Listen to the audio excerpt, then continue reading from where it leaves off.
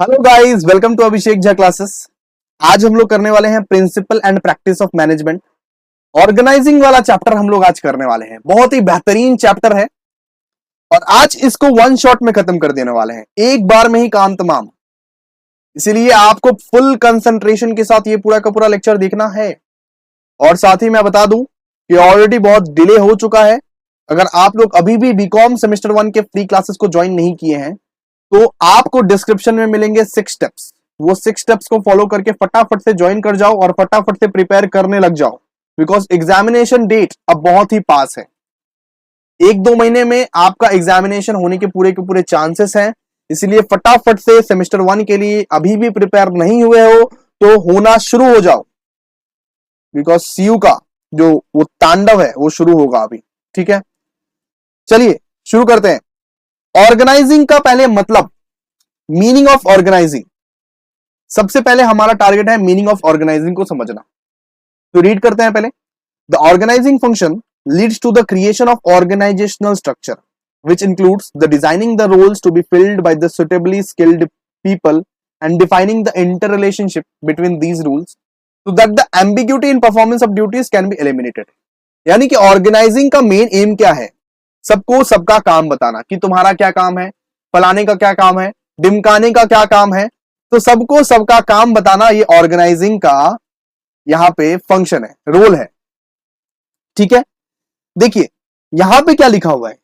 Organising function एक organisational structure को बनाता है। जो ऑर्गेनाइजेशनल स्ट्रक्चर ये बताता है कि किसका क्या काम है, कौन क्या काम करेगा, कौन क्या रोल निभाएगा। सारे के सारे स्किल्ड पर्सन अगर एक ही काम करने लगेंगे फिर तो दिक्कत हो जाएगा ना भाई। कोई अकाउंटिंग डिपार्टमेंट में काम करेगा, कोई टैक्स डिपार्टमेंट में काम करेगा, कोई ऑडिट डिपार्टमेंट में काम करेगा, कोई प्रोडक्शन डिपार्टमेंट में काम करेगा। तो सबका रोल्स अलग अलग होता है, सबका काम अलग अलग होता है। ये काम को डिफाइन करना, ये डिपार्टमेंट्स को डिफाइन करना, ये ऑर्गेनाइजिंग का काम है। मैंने प्लानिंग तो कर दिया भाई कि एक बिजनेस खड़ा करना है, वो बिजनेस को बहुत सक्सेसफुल बनाना है, लेकिन ऑर्गेनाइजिंग का मतलब क्या होता है कि सही तरीके से मैं क्या कर रहा हूं, डिवाइड कर रहा हूं, वर्क को डिवाइड कर रहा हूं स्किल्ड पीपल के साथ। ऑर्गेनाइजिंग में और एक चीज होता है, मैन, मनी और मटेरियल को प्रॉपर यूटिलाइजेशन करना पड़ता है। ऑर्गेनाइजिंग में मैन, मनी और मटेरियल को आप प्रॉपर यूटिलाइज करते हो। जैसे कि कौन सा लेबर कौन सा काम करेगा, कौन सा रोल निभाएगा, वो आपको पता होना चाहिए। आपके पास बहुत सारे पैसे हैं, लेकिन उस पैसे को किस किस जगह में खर्च करने हैं वो आपको पते होने चाहिए। आपके पास जो मटेरियल है उसको कहां कहां लगाने हैं, कौन कौन सा प्रोडक्शन करने में वो मटेरियल का यूज होना चाहिए, ये आपको पता होना चाहिए। यानी कि प्रॉपर यूटिलाइजेशन भी ऑर्गेनाइजिंग के माध्यम से ही होता है। तो प्लानिंग तो भैया आप बहुत कर लिए हो, लेकिन ऑर्गेनाइजिंग में क्या करते हो, सबको सबका रोल बताते हो कि तुम्हारा काम क्या है ना। जिसका जैसा स्किल्स है उसको वैसा काम देना, ये भी होता है एक ऑर्गेनाइजिंग। समझ गए आप लोग? यहां पे पढ़िए, the aim of organising is to enable people to work together for a common purpose. तो ऑर्गेनाइजिंग का एम क्या है इन शॉर्ट? ऑर्गेनाइजिंग का एम क्या है इन शॉर्ट? ऑर्गेनाइजिंग का एम यही है कि सारे के सारे पीपल्स को अपने ऑर्गेनाइजेशन के लिए काम करवाना, अपने गोल्स के लिए काम करवाना। ठीक है, जितने भी स्टाफ तुम्हारे अंडर काम कर रहे हैं सबको बस एक ही कॉमन पर्पस के लिए मैं काम करवा रहा हूं। डिफरेंट डिफरेंट काम कर रहे हैं वो लोग, लेकिन सिर्फ एक ही गोल के लिए, सक्सेसफुल बनने के लिए, है ना। तो उसी को हम लोग बोल सकते हैं ऑर्गेनाइजिंग। आई होप आप लोगों को ऑर्गेनाइजिंग का डेफिनेशन जो है बहुत ही अच्छे से क्लियर हो गया होगा। चलिए अब नेक्स्ट टॉपिक। कोई डाउट बताइए, कोई डाउट अगर हो तो आप लोग प्लीज कमेंट सेक्शन में बता सकते हैं। चलिए, steps in the process of organising. अब हम लोग पढ़ेंगे ऑर्गेनाइजिंग करने के लिए कौन कौन से सीढ़ियों का सहारा लेना पड़ता है, कौन कौन से स्टेप्स का सहारा लेना पड़ता है। ठीक है, सबसे पहले क्या होता है, उसके बाद क्या होता है, वैसे करके। ठीक है, तो देख लीजिए यहां पे शॉर्ट में identification and division of work पहले होता है, इसके बाद डिपार्टमेंटलाइजेशन करते हैं, असाइनमेंट ऑफ ड्यूटीज होता है फाइनली, और इस्टेब्लिशिंग रिपोर्टिंग रिलेशनशिप। भैया इसको तो समझा ही नहीं, आप समझा रहे हैं, एक एक करके समझा रहे हैं। आइए शुरू करते हैं। सबसे पहला स्टेप, सबसे प्रथम step, identification and division of work. The first step in the process of organisation involve identify. सबसे पहले आप लोगों को क्या करना है, आइडेंटिफाई करना है कि क्या क्या काम है भैया, क्या क्या काम है, क्या क्या काम करने पड़ेंगे ये हमारा प्लान को अचीव करने के लिए। ये जो आप प्लान बनाए हैं, मान लीजिए सबसे पहले तो प्लानिंग ये होता है ना, उसको अचीव करने के लिए आप लोगों को कौन कौन सा काम करने हैं, सबसे पहले उसको आप आइडेंटिफाई करोगे। आप क्या करोगे, उसको आइडेंटिफाई करोगे। इसके बाद उस काम को डिवाइड भी करना आपका रिस्पॉन्सिबिलिटी है। सबसे पहले तो आइडेंटिफाई करो कि क्या काम करने हैं, उस काम को डिवाइड कर दो, बहुत सारे हिस्से में डिवाइड कर दो, क्योंकि एक इंसान तो सारा का सारा काम नहीं कर सकता ना बाबू। तो जो एम्प्लॉइज है उनके बीच में ये सारे के सारे काम डिवाइड कर दो। भाई तो अकाउंट संभालेगा, भाई तो टैक्स संभालेगा, भाई तो ऑडिट संभालेगा, भाई तो फाइनेंस संभालेगा। इस तरह से डिवाइड करो, समझे। The work is divided into the manageable activities so that the duplication of work can be avoided. तो मैनेजेबल एक्टिविटीज के तहत आप लोगों को सारे के सारे काम को बांटने हैं, जिससे burden of the work can be shared among the employees. जितने भी आपके एम्प्लॉइज हैं, मान लीजिए 100 एम्प्लॉइज है आपके, तो लाइक 100 तो काम बना दो, ठीक है, जिससे हर एक एम्प्लॉइज को अपना अपना काम मिले और हर एक एम्प्लॉय एक दूसरे एम्प्लॉइज का बर्डन शेयर कर पाए, ठीक है। मान लीजिए एक एम्प्लॉय पे आप सारे के सारे बर्डन दे दिए, बाकी के 99 एम्प्लॉइज एकदम फ्री में बैठे हैं, एकदम चकला वकला खा रहे हैं, एकदम मस्त। वैसे तो नहीं होगा ना, वैसे तो नहीं होगा ना। 100 का 100 एम्प्लॉइज को आप लोगों को क्या करना है, मस्त काम देना है। चलिए इसके बाद वाला प्रोसेस, फर्स्ट स्टेप तो ये हो गया। इसके बाद आपको करना है डिपार्टमेंटलाइजेशन। डिपार्टमेंट बनाइए, जो सेम टाइप का सिमिलर टाइप का जॉब है उसके लिए अलग अलग डिपार्टमेंट बनाइए। Once work is divided into the small activities. सारे के सारे वर्कर्स को आपने, सारे के सारे वर्कर्स के लिए आपने वर्क को तैयार कर दिया कि इसको क्या काम करना है, इसको क्या काम करना है, मुझे पता है। इसके बाद आपको क्या करना है, जो सेम टाइप का वर्क है उसको सेम डिपार्टमेंट में रखिए। इसके बाद डिपार्टमेंटलाइजेशन करना पड़ता है हम लोगों को, ठीक है। डिपार्टमेंट बनाना पड़ता है, जो सेम लेवल का काम है, जो सेम टाइप का काम है उसको सेम डिपार्टमेंट में रखिए। जैसे हमारे यहां मान लीजिए प्रोडक्शन डिपार्टमेंट है, सेल्स डिपार्टमेंट है, आफ्टर सेल्स डिपार्टमेंट है। इस तरह से डिपार्टमेंट बनाइए जहां पे सेम ये मतलब की तरह के काम एक ही कोई अपॉइंट कर पाए। इसके बाद इस डिपार्टमेंट का कोई मैनेजर घोषित कर दीजिए। जैसे ये है प्रोडक्शन मैनेजर, ये है सेल्स मैनेजर, इस तरह से, ठीक है। सबसे पहला स्टेप क्या होता है दोस्तों, रिकॉल कीजिए वापस से। सबसे पहला स्टेप क्या होता है, identification and division of work. दूसरा स्टेप क्या होता है, डिपार्टमेंटलाइजेशन। भाई सबसे पहले तो आइडेंटिफाई करो कि कौन सा काम तुमको करना है और उस काम को बांट दो, उस काम को बहुत सारे टुकड़े में बांट दो। इसके बाद डिपार्टमेंट्स बनाओ, जो काम एकदम सिमिलर नेचर का है, जो काम एकदम सेम है, उस काम के लिए आप डिपार्टमेंट बनाओ। हो सकता है आप मतलब कि प्रोडक्ट के हिसाब से डिपार्टमेंट बना रहे हो। जैसे कि मान लीजिए अमूल का ही ले लेते हैं। अमूल का क्या क्या ब्रांड्स आता है भैया, अमूल मिल्क आता है, अमूल घी आता है, अमूल बटर आता है। तो इसको अलग अलग रखो। अमूल मिल्क का डिपार्टमेंट अलग है, अमूल घी का डिपार्टमेंट अलग है, अमूल बटर का डिपार्टमेंट अलग है, अमूल चीज का डिपार्टमेंट अलग है। इस तरह से आप क्या करो, डिपार्टमेंट्स बांट दो, ठीक है। इसके बाद क्या है, इसके बाद वाला प्रोसेस असाइनमेंट ऑफ ड्यूटीज। अब आप ड्यूटी पे रखो सबको, एम्प्लॉयज को असाइन करो। It is important to state clearly the work of different job position and allocate work accordingly to employees. यानी कि एम्प्लॉयज के लिए काम आप तय करोगे। असाइनमेंट ऑफ ड्यूटीज का मतलब क्या है कि आपके ऑर्गेनाइजेशन में जितना भी वर्कर है, उस वर्कर को काम देना आपका रिस्पॉन्सिबिलिटी है, ठीक है। उसके बाद क्या होता है, मान लीजिए 100 वर्कर्स हैं, 100 वर्कर हैं। अब 100 वर्कर को एक एक करके आप काम दोगे। किसका काम क्या है वो आप बताओगे, वो ये लोग डिसाइड नहीं करेंगे, है ना। Once department are formed, individual departments heads are appointed for the each department. मैंने बताया था आपको, इंडिविजुअल डिपार्टमेंट हेड्स मतलब क्या होता है, मैनेजर्स। डिपार्टमेंट जब आपका बन जाता है ना बाबू, तो हर डिपार्टमेंट का आप लोग क्या करते हो, एक एक मैनेजर अपॉइंट करते हो। हर डिपार्टमेंट में एक एक मैनेजर अपॉइंट करते हो, वो मैनेजर तय करता है कि कौन सा एम्प्लॉय कौन काम करेगा, कौन सा एम्प्लॉय कौन काम करेगा। मान लीजिए कि प्रोडक्शन डिपार्टमेंट, एग्जांपल दे रहे हैं, मान लीजिए कि एक प्रोडक्शन डिपार्टमेंट है जहां पे काम करे 50 एम्प्लॉय। तो ये 50 एम्प्लॉय, ये 50 जो एम्प्लॉय बैठा हुआ है वो क्या काम करेगा, वो कौन डिसाइड करेगा? भैया प्रोडक्शन मैनेजर डिसाइड करेगा। और प्रोडक्शन मैनेजर को कौन अपॉइंट किया है? मैंने अपॉइंट किया है भैया, मैंने अपॉइंट किया है। ठीक है, ये आपका रिस्पॉन्सिबिलिटी है कि आप डिपार्टमेंटल हेड्स बनाओ और डिपार्टमेंटल हेड्स एम्प्लॉयज को काम बता देंगे कि उनको क्या काम करना है। ठीक है, चलिए शुरू हो गया। इसके बाद वाला process, the work must be assign to those who are fitted to perform it well. तो काम बस उसी को दो जो लोग उसको कर पाएगा। मान लीजिए मैं कॉमर्स के बैकग्राउंड से हूं, मुझे कौन सा काम मिल सकता है? भैया आपको अकाउंटेंट वाला काम मिल सकता है। अगर मुझे आईटी वाला काम दे दिया गया तो नहीं कर पाइएगा, सिंपल सा बात है।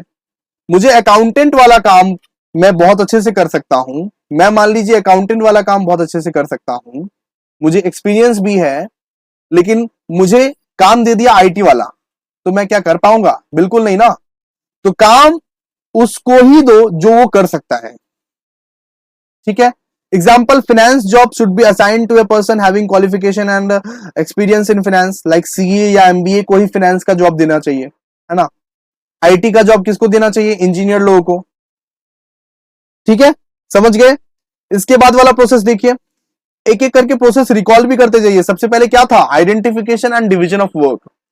सबसे पहले identification and division of work हुआ, इसके बाद डिपार्टमेंटलाइजेशन की हम लोग ने, इसके बाद असाइनमेंट ऑफ ड्यूटीज, मतलब कि वर्कर्स को अपना काम दिखाना, असाइनमेंट ऑफ ड्यूटीज हुआ। इसके बाद establishing reporting relationship, establishing reporting relationship यानी कि ऑथोरिटी रिस्पॉन्सिबिलिटी का आप लोग यहां पे तय किए हो। Establishing authority and responsibility relationship helps to create hierarchical structure and also helps in coordination amongst various department. यानी कि किसका क्या ऑथोरिटी रहेगा या आप डिसाइड करोगे। मतलब कि आप जो डिपार्टमेंटल हेड को एक ऑथोरिटी दे के रखे हो कि भाई डिपार्टमेंटल हेड सुन, तू जितने भी एम्प्लॉयज को तू अपॉइंट करेगा वो तू कर सकता है, तू अपनी मर्जी से कर सकता है। ये आपने ऑथोरिटी दिया है उसको। ऑथोरिटी मतलब कि थोड़ा सा पावर दे देना। ठीक है, ऑथोरिटी मतलब थोड़ा सा पावर दे देना। रिस्पॉन्सिबिलिटी मतलब जो एम्प्लॉयज लोगों को आपने काम दिया है वो एम्प्लॉयज लोग आपको काम दिखाने के लिए रिस्पॉन्सिबल है, सिंपल सा बात है, उसको बोल सकते हैं रिस्पॉन्सिबिलिटी। ऑथोरिटी मतलब कि पावर दे देना। ठीक है, चलिए एक मिनट रुकिए थोड़ा सा, चलिए शुरू करते हैं। इसके बाद वाला लाइन में क्या लिखा हुआ है? Superior subordinate relation from different people and job position is to be created so that everybody knows whom is to taking order and whom is to issue orders। इसके बाद वाला स्टेप्स में ये लिखा हुआ है कि हमेशा एक ऑर्गेनाइजेशन में जो है ना, सुपीरियर और सबऑर्डिनेट का रिलेशनशिप रखना जरूरी है, ताकि हर किसी को पता चले कि आपको जवाब किसको देना है। सबऑर्डिनेट को सुपीरियर को जवाब देना है और सुपीरियर सबऑर्डिनेट को इंफॉर्मेशन देगा कि कौन सा काम उसे करना है। मतलब कि सबऑर्डिनेट को कौन बताता है कि क्या काम उसको करना है? सुपीरियर बताता है। सुपीरियर सबऑर्डिनेट को बताता है कि क्या काम उसे करना है और सबऑर्डिनेट वो काम करके सुपीरियर को रिपोर्ट करता है। ऐसा ऑर्गेनाइजेशन में होना चाहिए। हर किसी डिपार्टमेंट का सुपीरियर या सबऑर्डिनेट वाला रिलेशन तो रहना ही चाहिए ताकि पता चल सके। ओके, समझ में आ गया? आइए नेक्स्ट हम लोग करेंगे अभी इंपॉर्टेंस ऑफ ऑर्गेनाइजिंग। ऑर्गेनाइजिंग का जो इंपॉर्टेंस है वो क्या क्या होता है, ऑर्गेनाइजिंग का इंपॉर्टेंस। चलिए एक एक करके देखते हैं, एक मिनट। ऑर्गेनाइजिंग का इंपॉर्टेंस, सबसे पहले importance, benefits of specialisation. Organising leads to the systematic allocation of job among the workforce. यानी कि ऑर्गेनाइजिंग में क्या होता है कि आपको आपके तरह का रोल मिलता है। आप जिस रोल के लिए बहुत बेस्ट काम कर सकते हो, आप जो काम बहुत बेस्ट कर सकते हो वही काम आपको मिलता है, उसी चीज को हम लोग बोल सकते हैं ऑर्गेनाइजिंग। ठीक है, इसके बाद the division of the work into smaller job reduces workload. यानी कि आप अगर काम को डिवाइड कर दो, आप अगर वर्क को डिवाइड कर दो तो क्या होगा, वर्कर्स लोग पे ना, वर्कर्स लोग पे वर्कलोड बहुत कम पड़ेगा। आप जितने काम को तोड़ोगे, जितने काम को डिवाइड करोगे, उतने वर्कर्स लोग को यहां पे वर्कलोड कम मिलेगा, और वो लोग क्या करेंगे, वो लोग आपको प्रोडक्टिविटी देंगे, वो लोग जो भी काम करेंगे वो बहुत बेहतर काम करेंगे। Repetitive performance leads to specialisation. ठीक है, समझ में आ गया। इसके बाद देखिए, clarity in working relationship. Organising helps in defining all the jobs and also clarifying the limits of the authority and responsibility of each job. तो ऑर्गेनाइजिंग में यह भी बताया जाता है कि आपका लिमिट क्या है, आपका लिमिट क्या है, आपका लिमिट क्या है, कितना तक आप काम कर सकते हो, कितने हद तक आप काम कर सकते हो, सारे के सारे एम्प्लॉयज को पता रहता है कि उनका पावर कितना तक है और उनका रिस्पॉन्सिबिलिटी क्या है। ऑथोरिटी और रिस्पॉन्सिबिलिटी के बारे में हर एक इंसान को पता रहता है। तो क्लैरिटी इन वर्किंग रिलेशनशिप तो बिल्कुल रहता है कि हमें क्या काम करना है, हमारे पास कितना तक पावर है, हम कितने पावर का इस्तेमाल कर सकते हैं, और हमारी जवाबदारी किसको देनी पड़ेगी, सबको पता रहता है, सारे के सारे एम्प्लॉयज को पता रहता है ना। इसके बाद देखिए, it helps in creating a hierarchical order thereby enabling the fixing of responsibility and specification of the extent of the authority to be exercised by the employees. तो सब कुछ यहाँ पे रिस्पॉन्सिबिलिटी के बारे में भी यहाँ पे आपको पता रहता है कि आपका रिस्पॉन्सिबिलिटी क्या है, आप एक एम्प्लॉय क्या क्या काम कर सकता है, क्या क्या काम नहीं कर सकता है, सिंपल सा बात है। तो ये भी एक इंपॉर्टेंस है। सबसे पहला इंपॉर्टेंस क्या हम पढ़े, benefits of specialisation. First importance हम लोग पढ़े बेनिफिट्स ऑफ स्पेशलाइजेशन। दूसरा importance clarity in working relationship. सबको क्लियर रहेगा कि क्या काम करना है, उनको कितने तक पावर दिया गया है, कितना तक रिस्पॉन्सिबिलिटी है। इसके बाद ऑप्टिमम यूटिलाइजेशन ऑफ रिसोर्सेस। एक ऑर्गेनाइजेशन में ना, जब आप ऑर्गेनाइजिंग का रोल निभाते हो, उस ऑर्गेनाइजिंग का रोल निभाने के वक्त में आप ये भी यूटिलाइज करते हो, पूरा का पूरा रिसोर्सेस को भी यूटिलाइज करते हो, मैन मनी मटेरियल को भी पूरा यूटिलाइज करते हो, सही से रिसोर्सेस का यूज करते हो। Organisational leads to usage of all natural resources, financial resources, human resources. कोई भी रिसोर्सेस वेस्ट नहीं करते हो आप ऑर्गेनाइजिंग में। इसके बाद the proper assignment of jobs avoids duplication of work and minimum wastage of the resources. जितने भी आपके पास रिसोर्सेस हैं, मतलब कि जैसे कि ह्यूमन रिसोर्सेस हैं, जैसे कि मटेरियल है आपके पास, मनी है आपके पास, उसको प्रॉपर तरीके से यूटिलाइज करना सीख जाते हो आप ऑर्गेनाइजेशन में। ठीक है, ये थर्ड इंपॉर्टेंस है, ये थर्ड इंपॉर्टेंस है। फोर्थ इंपॉर्टेंस हो गया आपका इफेक्टिव एडमिनिस्ट्रेशन। बाबू लोग ध्यान दो, अगर कोई बाबू लोग का फोन आए मत उठाओ, बोलो अभिषेक सर का क्लास कर रहे हैं, बोलो अभिषेक सर का क्लास कर रहे हैं। फिर पूछेगी बाबू तुमसे, फिर तुम्हारी बाबू तुमसे पूछेगी हम इंपॉर्टेंट है ना अभिषेक सर, बोल सीधा बोलना अभिषेक सर, सीधा बोलना अभिषेक सर इंपॉर्टेंट है, क्योंकि अभिषेक सर मतलब कि पढ़ाई करवा रहे हैं, अभिषेक सर पढ़ाई करवा रहे हैं, सीधा सा बात है। चलो शुरू करते हैं वापस से। Effective administration, it provides a clear description of jobs and related duties. यानी कि ऑर्गेनाइजिंग में ना पूरा का पूरा क्लियर डिस्क्रिप्शन रहता है कि आपको क्या काम करना है, आपको कौन सा ड्यूटी करना है, which helps to avoid confusion and duplication of work. जिससे कोई कंफ्यूजन क्रिएट नहीं होगा कि हमको क्या काम करना है, भाई हमको क्या काम करना है। सबको क्लियर रहता है कि मेरे को क्या ड्यूटी करना है ये ऑर्गेनाइजेशन में। तो ये clear description of jobs provide करता है। ऑर्गेनाइजिंग के हेल्प से सबको क्लियर रहता है कि कौन सा किसका क्या रोल निभाना है, कौन सा वर्कर क्या रोल निभाएगा एक ऑर्गेनाइजेशन में। इससे क्या होता है कि उनको कंफ्यूजन नहीं होता है कि क्या काम करना है, क्या काम नहीं करना है। और सबसे बड़ा बात, clarity in working relationship enables proper execution of work. Working relationship मतलब क्या, सबको सबका ऑथोरिटी के बारे में पता रहता है, सबको रिस्पॉन्सिबिलिटी के बारे में पता रहता है कि मेरा ऑथोरिटी क्या है, मेरा पावर क्या है, मैं कितना हद तक काम कर सकता हूं, मैं अपनी पावर का क्या क्या चीजों में इस्तेमाल कर सकता हूं, और मेरा रिस्पॉन्सिबिलिटी क्या है। इससे क्या होता है, प्रॉपर एग्जीक्यूशन होता है, सारे के सारे काम एकदम प्रॉपर तरीके से हम लोग कर सकते हैं। तो इसको ही हम लोग बोलते हैं इफेक्टिव एडमिनिस्ट्रेशन। समझ गए, समझ गए। ये इंपॉर्टेंस बहुत इंपॉर्टेंट है बाबू, 10 मार्क्स का आ जाएगा, कुछ बोल नहीं सकते। Adaptation to change, fifth importance, adaptation to change. Organising का जो प्रोसेस होता है वो फ्लेक्सिबल नेचर का रहता है। क्या बाबू? फ्लेक्सिबल नेचर का रहता है। क्या बाबू? फ्लेक्सिबल नेचर का रहता है, यानी कि आप चेंज हो सकते हो बिजनेस एनवायरनमेंट के हेल्प से। एक बात बताओ, पुराने जमाने में ऐसा वाला फोन रहता था, बहुत कीपैड वाला फोन रहता था, एकदम पतला सा।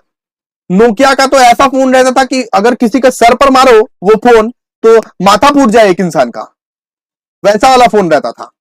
लेकिन आजकल क्या, आजकल एकदम स्मार्टफोन, आईफोन वाईफोन निकल चुका है। पीछा वाला एकदम आधा सेप दिखाते रहते हो तुम, जो आईफोन स्मार्टफोन। तो बताओ कितने साल लगे चेंज होने में? भैया 10-15 साल लगे होंगे चेंज होने में। कितना शॉर्ट पीरियड हुआ 10-15 साल का। 10-15 साल में इतना कुछ चेंज हो गया कि आजकल सारा का सारा चीज ही एकदम डिजिटल हो गया। मोबाइल से ही आप लोग पेमेंट करते हो, मोबाइल से ही आप लोग सब कुछ ऑर्डर करवाते हो, सब कुछ आजकल मोबाइल से ही हो गया। ये बताओ कि कितना ज्यादा चेंज हो गया। इस चेंजिंग इन्वायरमेंट में, इस चेंजिंग इन्वायरमेंट में खुद को चेंज करना बहुत ज्यादा जरूरी है। तो एक ऑर्गेनाइजेशन का एम ही रहता है कि हम लोग फ्लेक्सिबल रहे, हम लोग फिक्स्ड नहीं रहे। फिक्स्ड अगर कोई भी रहेगा नोकिया की तरह, जो कि अपने आप को चेंज नहीं करना चाहेगा, कोई भी अपने आप को अगर इस इन्वायरमेंट में चेंज नहीं करेगा वो बर्बाद हो जाएगा। तो फिफ्थ इंपॉर्टेंस ये है, the process of organising is very flexible. Flexible रहता है उसका जो प्रोसेस है, कभी भी चेंज हो सकता है, कभी भी चेंज हो सकता है। बिजनेस मार्केट में चेंज आया, बिजनेस में चेंज ला दिया, सिंपल सा बात है। It also provide stability to the enterprise. Enterprise एक स्टेबल पोजीशन में बैठा हुआ रहेगा ऑर्गेनाइजिंग के हेल्प से, ठीक है। चलिए नेक्स्ट, अडेप्टेशन टू चेंज आप लोगों को क्लियर हो गया कि नहीं बताइए? हो गया बाबू, हो गया। इसके बाद development of personal. Development of personal मतलब अगर एक एक एम्प्लॉय का देखा जाए, एक सिंगल एक पर्टिकुलर एम्प्लॉय का देखा जाए तो भाई सबका डेवलपमेंट होता है। A well designed organisation structure encourages initiative and relative thinking on part of the employees। तो लाइक एम्प्लॉयज को बढ़ावा देते हैं ये लोग। एम्प्लॉयज को बोलते हैं कि आप लोग इनिशिएटिव थिंकिंग कीजिए, रिलेटिव थिंकिंग कीजिए। एक एम्प्लॉय को मैंने मैनेजर बना दिया, उसको कुछ पावर्स दे दिए, मैंने उसको कुछ पावर्स दे दिए। मैं मान लीजिए कि मैं सीईओ हूं एक कंपनी का, मैं क्या किया, एक होनहार एम्प्लॉय को मैनेजर बना दिया। उनको कुछ मैंने पावर्स दे दिए कि भाई ये पावर का बहुत बढ़िया तरीके से इस्तेमाल करना। और उस पावर को इस्तेमाल करने के लिए वो सोच रहा है, वो उसका माइंड माइंड डेवलप हो रहा है, वो कितना कुछ सोच रहा है, उसको कितना कुछ क्रिएटिविटी नजर में आ रहा है, और वो पावर को बहुत ही बेहतरीन तरीके से इस्तेमाल करता है। तो इससे ना ही डेवलपमेंट ऑफ ऑर्गेनाइजेशन होता है, डेवलपमेंट ऑफ पर्सनल भी होता है, यानी कि इंप्लॉइज लोग का भी डेवलपमेंट होता है इससे। Okay, when managers delegate their authority it reduces their workload. मतलब अगर मैनेजर ने कोई पावर दिया कि भाई तुमको ये काम कर देना है, ठीक है, इससे क्या होता है, इससे मैनेजर का तो वर्कलोड कम हो जाता है और एम्प्लॉयज को एक अपॉर्चुनिटी मिलता है कि उस चीज को इनोवेटिव तरीके से करे।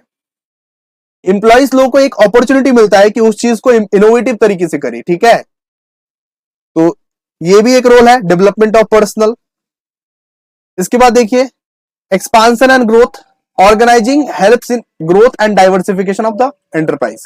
आप अगर ऑर्गेनाइजिंग फॉलो करते हो, प्लानिंग के बाद अगर आप ऑर्गेनाइजिंग फॉलो करते हो तो ऑर्गेनाइजिंग की वजह से आपका एंटरप्राइज ग्रो भी करेगा, आपका ऑर्गेनाइजेशन, आपका कंपनी जो है वो डाइवर्सिफाई भी होगा। अमूल को ही देख लो, अगर मैं एग्जांपल लूं तो अमूल को ही देख लो भाई। सबसे पहले अमूल मिल्क आया था, आज क्या नहीं है अमूल का, सब कुछ है। अमूल मिल्क है, दही है, चीज है, बटर है, सब कुछ अमूल का मिलता है। जितना भी दूध से बना हुआ सामान है सब अमूल बेचता है। तो वो अपने प्रोडक्ट्स को मतलब कि डाइवर्सिफाई किया, एक्सपांड हुआ। तो ऑर्गेनाइजिंग की वजह से आप अपनी कंपनी को एक्सपांड कर सकते हो, आप बहुत सारे प्रोडक्ट्स ला सकते हो, आप डिपार्टमेंट्स ला सकते हो, आप बहुत सारे ऐसे ऐसे इलाके में जाके बेच सकते हो जहां पे वो सामान नहीं बिकते हैं, ठीक है। एक्सपांशन हो सकता है आपका। क्लियर है? समझ में आ गया कि नहीं बताइए? चलिए, समझ में आ गया, बहुत ही अच्छे से। अब हम लोग पढ़ेंगे ऑर्गेनाइजेशनल स्ट्रक्चर के बारे में। ऑर्गेनाइजेशनल स्ट्रक्चर के बारे में, किसके बारे में? ऑर्गेनाइजेशनल स्ट्रक्चर के बारे में। आइए शुरू करते हैं। तो यहां पे रीडिंग कीजिए। The organizational structure can be defined as the framework with in which managerial and operating task are perform. Organizational structure एक ऐसा फ्रेमवर्क है जहां पे managerial and operating task perform किया जाता है। जहां पे क्या परफॉर्म किया जाता है? Managerial and operating task perform किया जाता है। It specifies the relationship between the people, work, resources in the organisation.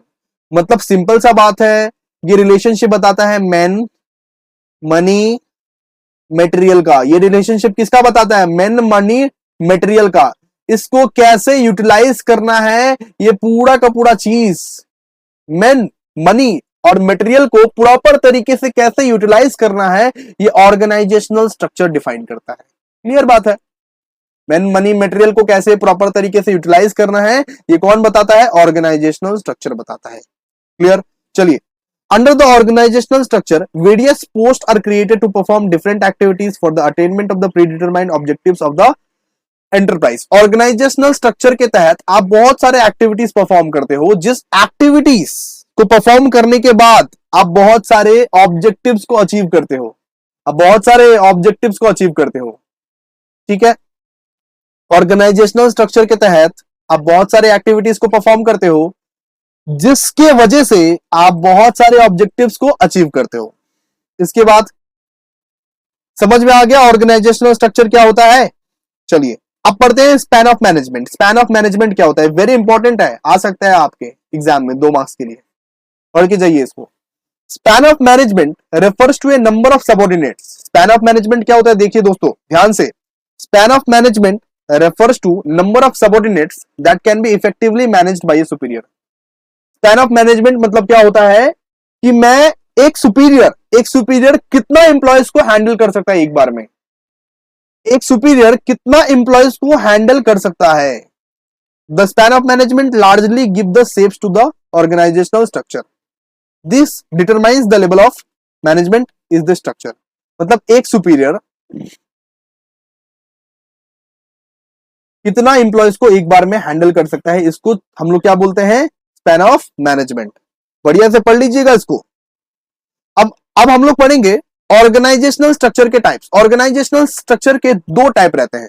कितने टाइप रहते हैं बाबू? 2 टाइप रहते हैं।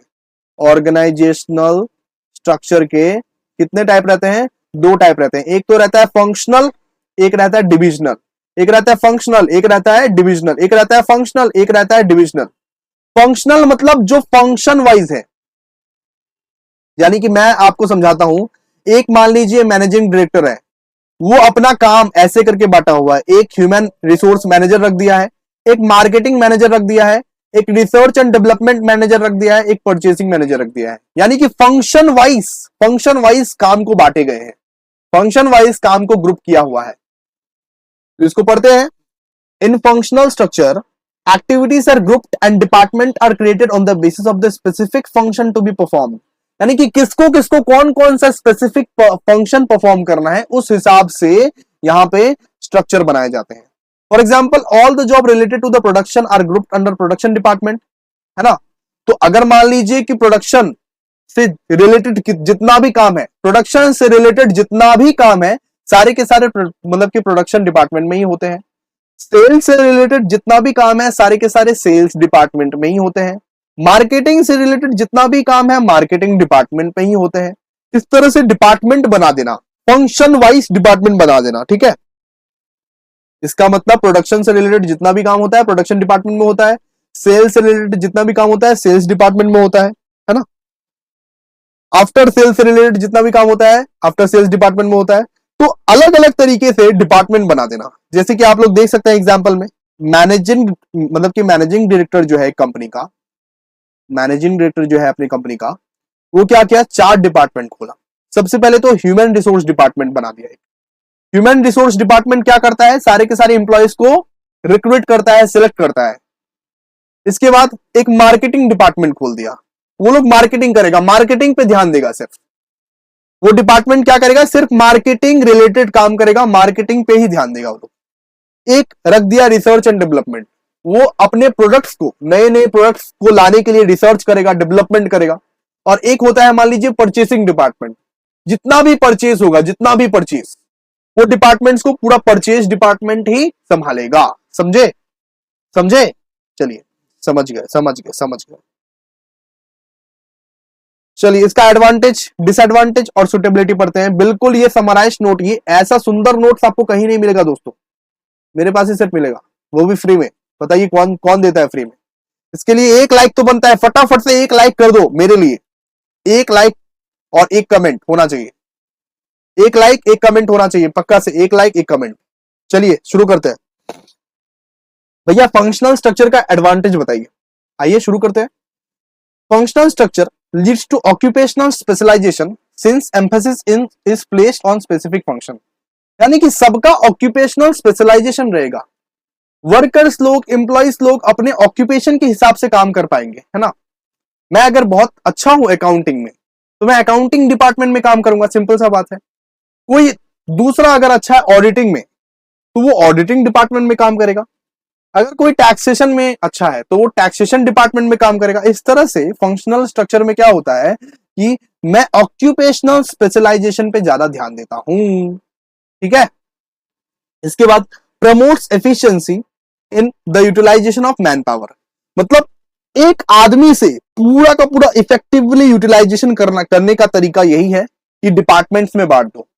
वो आदमी क्या काम बहुत बेहतर कर सकता है उसको वही काम करने दो, ठीक है। इससे क्या होता है, यूटिलाइजेशन ऑफ मैन पावर बहुत ही अच्छे से तुम कर पाते हो।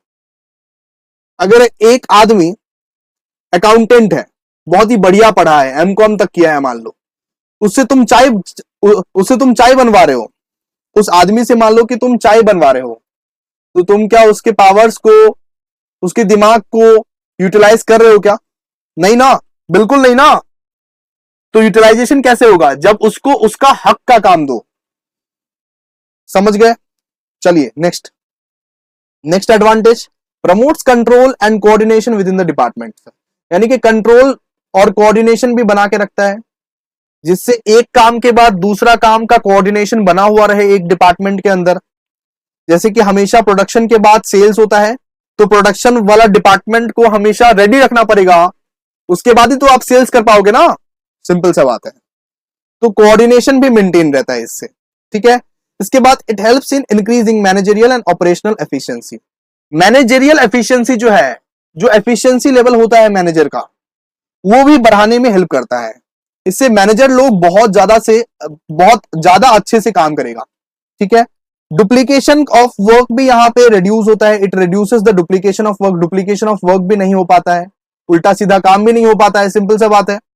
इसके बाद it helps in training employees easily. इससे क्या होगा, आप अगर फंक्शनल स्ट्रक्चर पे ध्यान दोगे, फंक्शन वाइज काम कराओगे एम्प्लॉइज को, तो एम्प्लॉइज लोग जल्दी सीख जाएगा। अपना काम ही तो उनको सिर्फ सीखना है ना, सिर्फ उनको अपना काम से मतलब है, तो वो लोग अपना काम बहुत इजीली सीख जाएगा। लेकिन उसको मान लो कि सारा का सारा काम सिखा रहे हो तुम, सीख पाएगा क्या? नहीं ना। सीख पाएगा क्या? नहीं ना। चलो, इसके बाद it ensures the different functions gets due attention. तो सारे के सारे फंक्शंस को प्रॉपर अटेंशन मिले, सेम अटेंशन मिले, ये फंक्शनल स्ट्रक्चर ध्यान देता है, ठीक है। चलिए शुरू करते हैं। अब बेइज्जती करेंगे इसका, डिसएडवांटेज। अब क्या करेंगे? डिसएडवांटेज। चलिए शुरू करते हैं। बेइज्जती, सबसे पहला बेइज्जती, a functional structure gives more importance to the objective of functional head then the objective of the organisation. यानी कि फंक्शनल स्ट्रक्चर ज्यादा इंपॉर्टेंस किसको देता है? फंक्शनल हेड को देता है। फंक्शनल हेड को देता है, पूरा ऑर्गेनाइजेशन के ऑब्जेक्टिव को ये लोग प्रायोरिटी नहीं देता है। मान लो कि तुम कोई इंप्लॉय को अपॉइंट किए और तुम्हारे ऑर्गेनाइजेशन में तुमने फंक्शनल स्ट्रक्चर वाला नियम लगा दिया। इंप्लॉइज क्या काम करेगा? इंप्लॉइज को सिर्फ मतलब रहेगा उसको अपना काम से। जब तक मेरा काम नहीं होता है, मैं काम करूंगा, मेरा काम हो गया, बाहर में जाए ऑर्गेनाइजेशन। ऑर्गेनाइजेशन के ऑब्जेक्टिव्स को तुम इंपॉर्टेंट नहीं मानोगे, तब तुम बस अपने डिपार्टमेंट के हेड जो रहेगा उसके लिए तुम रिस्पॉन्सिबल हो। सिर्फ मेरा डिपार्टमेंट का हेड जो भी बोले, मतलब कि प्रोडक्शन मैनेजर ने मुझे जो भी बोला है, मुझे बस उसको परफॉर्म करना है, सेल्स मैनेजर जो भी मुझे बोला है मुझे सिर्फ उसको परफॉर्म करना है। तुम सिर्फ अपने मैनेजर के बातों को सुनोगे, तुम ऑर्गेनाइजेशन के बातों को नहीं सुनोगे। ऑर्गेनाइजेशन के ऑब्जेक्टिव्स बाहर में जाए तुम्हारे लिए, है ना। तुमको सिर्फ उतना काम करना है जितना काम मुझे मिल रहा है। क्लियर है कि नहीं, बताओ। Second, lack of coordination among different departments. तो यहां पे कोऑर्डिनेशन भी नहीं रहता, यहां पे तालमेल भी नहीं रहता। डिफरेंट डिफरेंट डिपार्टमेंट्स का यहां पे कोई तालमेल भी नहीं रहता। अरे कर रहा है करने दो, दूसरा डिपार्टमेंट में कुछ भी हो रहा है, तुम्हारे डिपार्टमेंट में कुछ भी हो रहा है, किसी को किसी से भी मतलब नहीं है। तो ऐसा टाइप का ऑर्गेनाइजेशन तो नहीं होता है भाई। इसके बाद एक conflict of interest will arise with in different departments. तो फंक्शनल स्ट्रक्चर जब तुम रखते हो तो सारे के सारे डिपार्टमेंट्स में अलग अलग थॉट्स रहते हैं कि मैं ऐसा काम करूंगा। दूसरे डिपार्टमेंटल मैनेजर सोचेंगे कि मैं अपने तरीके से काम करूंगा। तीसरे डिपार्टमेंटल मैनेजर सोचेंगे कि मैं अपने तरीके से काम करूंगा। सब अपने अपने तरीके से काम करना चाहेंगे। सबका काम करने का तरीका अलग अलग रहेगा, ठीक है। सबकी सोच अलग अलग रहेगी। फिर ये भी तो एक डिसएडवांटेज बन जाता है ना जी। इसके बाद it may lead inflexibility due to narrow perspective of employees. तो ये इनफ्लेक्सिबल बन जाता है, इसको आप चेंज नहीं कर सकते हो, फिर स्टैटिक हो जाता है ये चीज, ठीक है। मतलब कि चेंजिंग एनवायरनमेंट फिर नहीं रहता है फंक्शनल स्ट्रक्चर में। क्लियर है। अब इसका सुटेबिलिटी पढ़ेंगे कि फंक्शनल स्ट्रक्चर कहां कहां ज्यादा सुटेबल रहेगा, कौन कौन सा ऑर्गेनाइजेशन में फंक्शनल स्ट्रक्चर अप्लाई किया जा सकता है। देखिए, organization which require high degree of functional specialization. जो ऑर्गेनाइजेशन में बहुत ज्यादा रिक्वायरमेंट है फंक्शनल स्पेशलाइजेशन का, उन सारे ऑर्गेनाइजेशंस में अप्लाई करो। इसके बाद large organization producing one line of product. बहुत सारे लार्ज ऑर्गेनाइजेशन ऐसे हैं जो सिर्फ एक ही लाइन के प्रोडक्ट बनाते हैं, लेकिन वही प्रोडक्ट पूरा ऑल ओवर इंडिया बहुत ज्यादा बिकता है। उस केस में आपको क्या चाहिए, उस केस में आपको फंक्शनल स्ट्रक्चर तो अप्लाई करना पड़ेगा, ठीक है। समझ में आ गया कि नहीं, बताओ। करना भी है नालायको।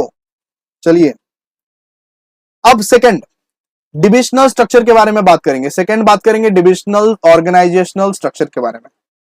तो डिविजनल ऑर्गेनाइजेशनल स्ट्रक्चर मतलब क्या, पूरा का पूरा एंटरप्राइज को डिवाइड कर दो। जैसे कि अमूल का अगर बात करें, क्या क्या बनाता है बताइए।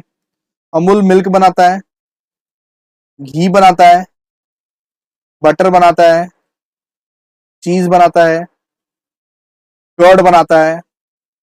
तो मैंने क्या किया, मिल्क का डिपार्टमेंट अलग खोला, घी का डिपार्टमेंट अलग खोला, बटर का डिपार्टमेंट अलग खोला, चीज का डिपार्टमेंट अलग खोला, कर्ड का डिपार्टमेंट अलग खोला। इस तरह से ये इसको हम लोग बोल सकते हैं डिविजनल ऑर्गेनाइजेशनल स्ट्रक्चर। मतलब कि जितने प्रोडक्ट रहेंगे मेरे ऑर्गेनाइजेशन में, जितना प्रोडक्ट रहेगा उतना डिपार्टमेंट्स खोलेंगे, जितना प्रोडक्ट रहेगा उतना डिपार्टमेंट्स खोलेंगे, जितना प्रोडक्ट रहेगा उतना डिपार्टमेंट खोलेंगे। चलिए देखिए, dividing the whole enterprises according to the major product to be manufactured. Like जैसे कि मेटल, प्लास्टिक, कॉस्मेटिक। अगर बहुत सारे कंपनीज ऐसे होते हैं ना जो बहुत सारे प्रोडक्ट बनाते हैं, तो उनका जितना भी प्रोडक्ट रहेगा उतना डिपार्टमेंट खोलेगा। सिंपल सा बात है। इसका देख लीजिए एग्जांपल। मान लीजिए ये मैनेजर है, मैनेजिंग डायरेक्टर है ये मैनेजिंग डायरेक्टर के पास बहुत सारा ब्रांड्स है। जैसे कि ये कॉस्मेटिक्स भी बनाता है, ये पर्टिकुलर ऐसा कंपनी है जो कॉस्मेटिक्स भी बनाता है, गारमेंट्स भी बनाता है, फुटवेयर भी बनाता है और स्किन केयर भी बनाता है। तो ये क्या करेगा, हर चीज को ही डिवाइड कर देगा। कॉस्मेटिक का अलग डिपार्टमेंट रहेगा, गारमेंट्स का अलग डिपार्टमेंट रहेगा, फुटवेयर का अलग डिपार्टमेंट रहेगा और स्किन केयर का भी अलग डिपार्टमेंट रहेगा, ठीक है। और डिपार्टमेंट वाइज यहां पे अपने अपने मैनेजर अपॉइंट कर देगा। जैसे कि मान लीजिए कॉस्मेटिक का ह्यूमन रिसोर्स मैनेजर है, मार्केटिंग मैनेजर है, रिसर्च एंड डेवलपमेंट मैनेजर है, परचेसिंग मैनेजर है। इस तरह से सारे के सारे जो प्रोडक्ट्स हैं सबके अलग अलग डिपार्टमेंट ये लोग फिट कर देगा। इसको ही हम लोग बोलते हैं डिविजनल स्ट्रक्चर। क्या बोलते हैं, डिविजनल स्ट्रक्चर। चलिए इसका एडवांटेज पढ़ते हैं। अभी कितना सुंदर सुंदर बनाए देखिए।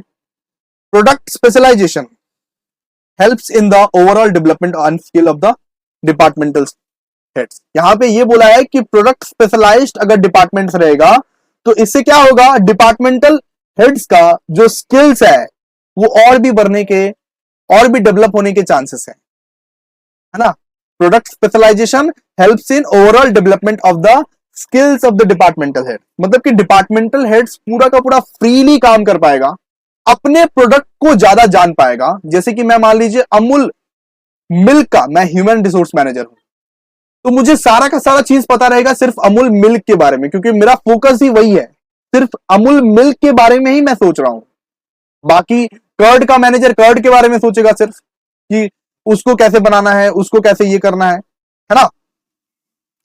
इसके बाद देखिए, it helps in the fixing of responsibility and accountability of departmental head. यहां पे डिपार्टमेंटल हेड्स के मत्थे पर रिस्पॉन्सिबिलिटी है और जवाबदारी भी है कि आपके ऊपर एक रिस्पॉन्सिबिलिटी है कि आप ये पर्टिकुलर प्रोडक्ट के ये चीज को संभालोगे। मान लीजिए मैं अमूल मिल्क का मार्केटिंग को संभाल रहा हूं, तो मेरा रिस्पॉन्सिबिलिटी है पूरा का पूरा मार्केटिंग बहुत बढ़िया तरीके से संभालनी चाहिए, है ना। It helps the fixing the responsibility and accountability of departmental head. इसके बाद provides a proper basis of assessing performance and result of each division. सारे के सारे डिवीजन को आप लोग बहुत ही अच्छे तरीके से परफॉर्म कर रहे, आप बहुत ही अच्छे तरीके से असेस कर रहे हो परफॉर्मेंस एंड रिजल्ट्स के। जैसे अमूल मिल्क का मार्केटिंग मैनेजर जान पाएगा कि कितना मुनाफा हुआ, कितना लॉस हुआ, है ना।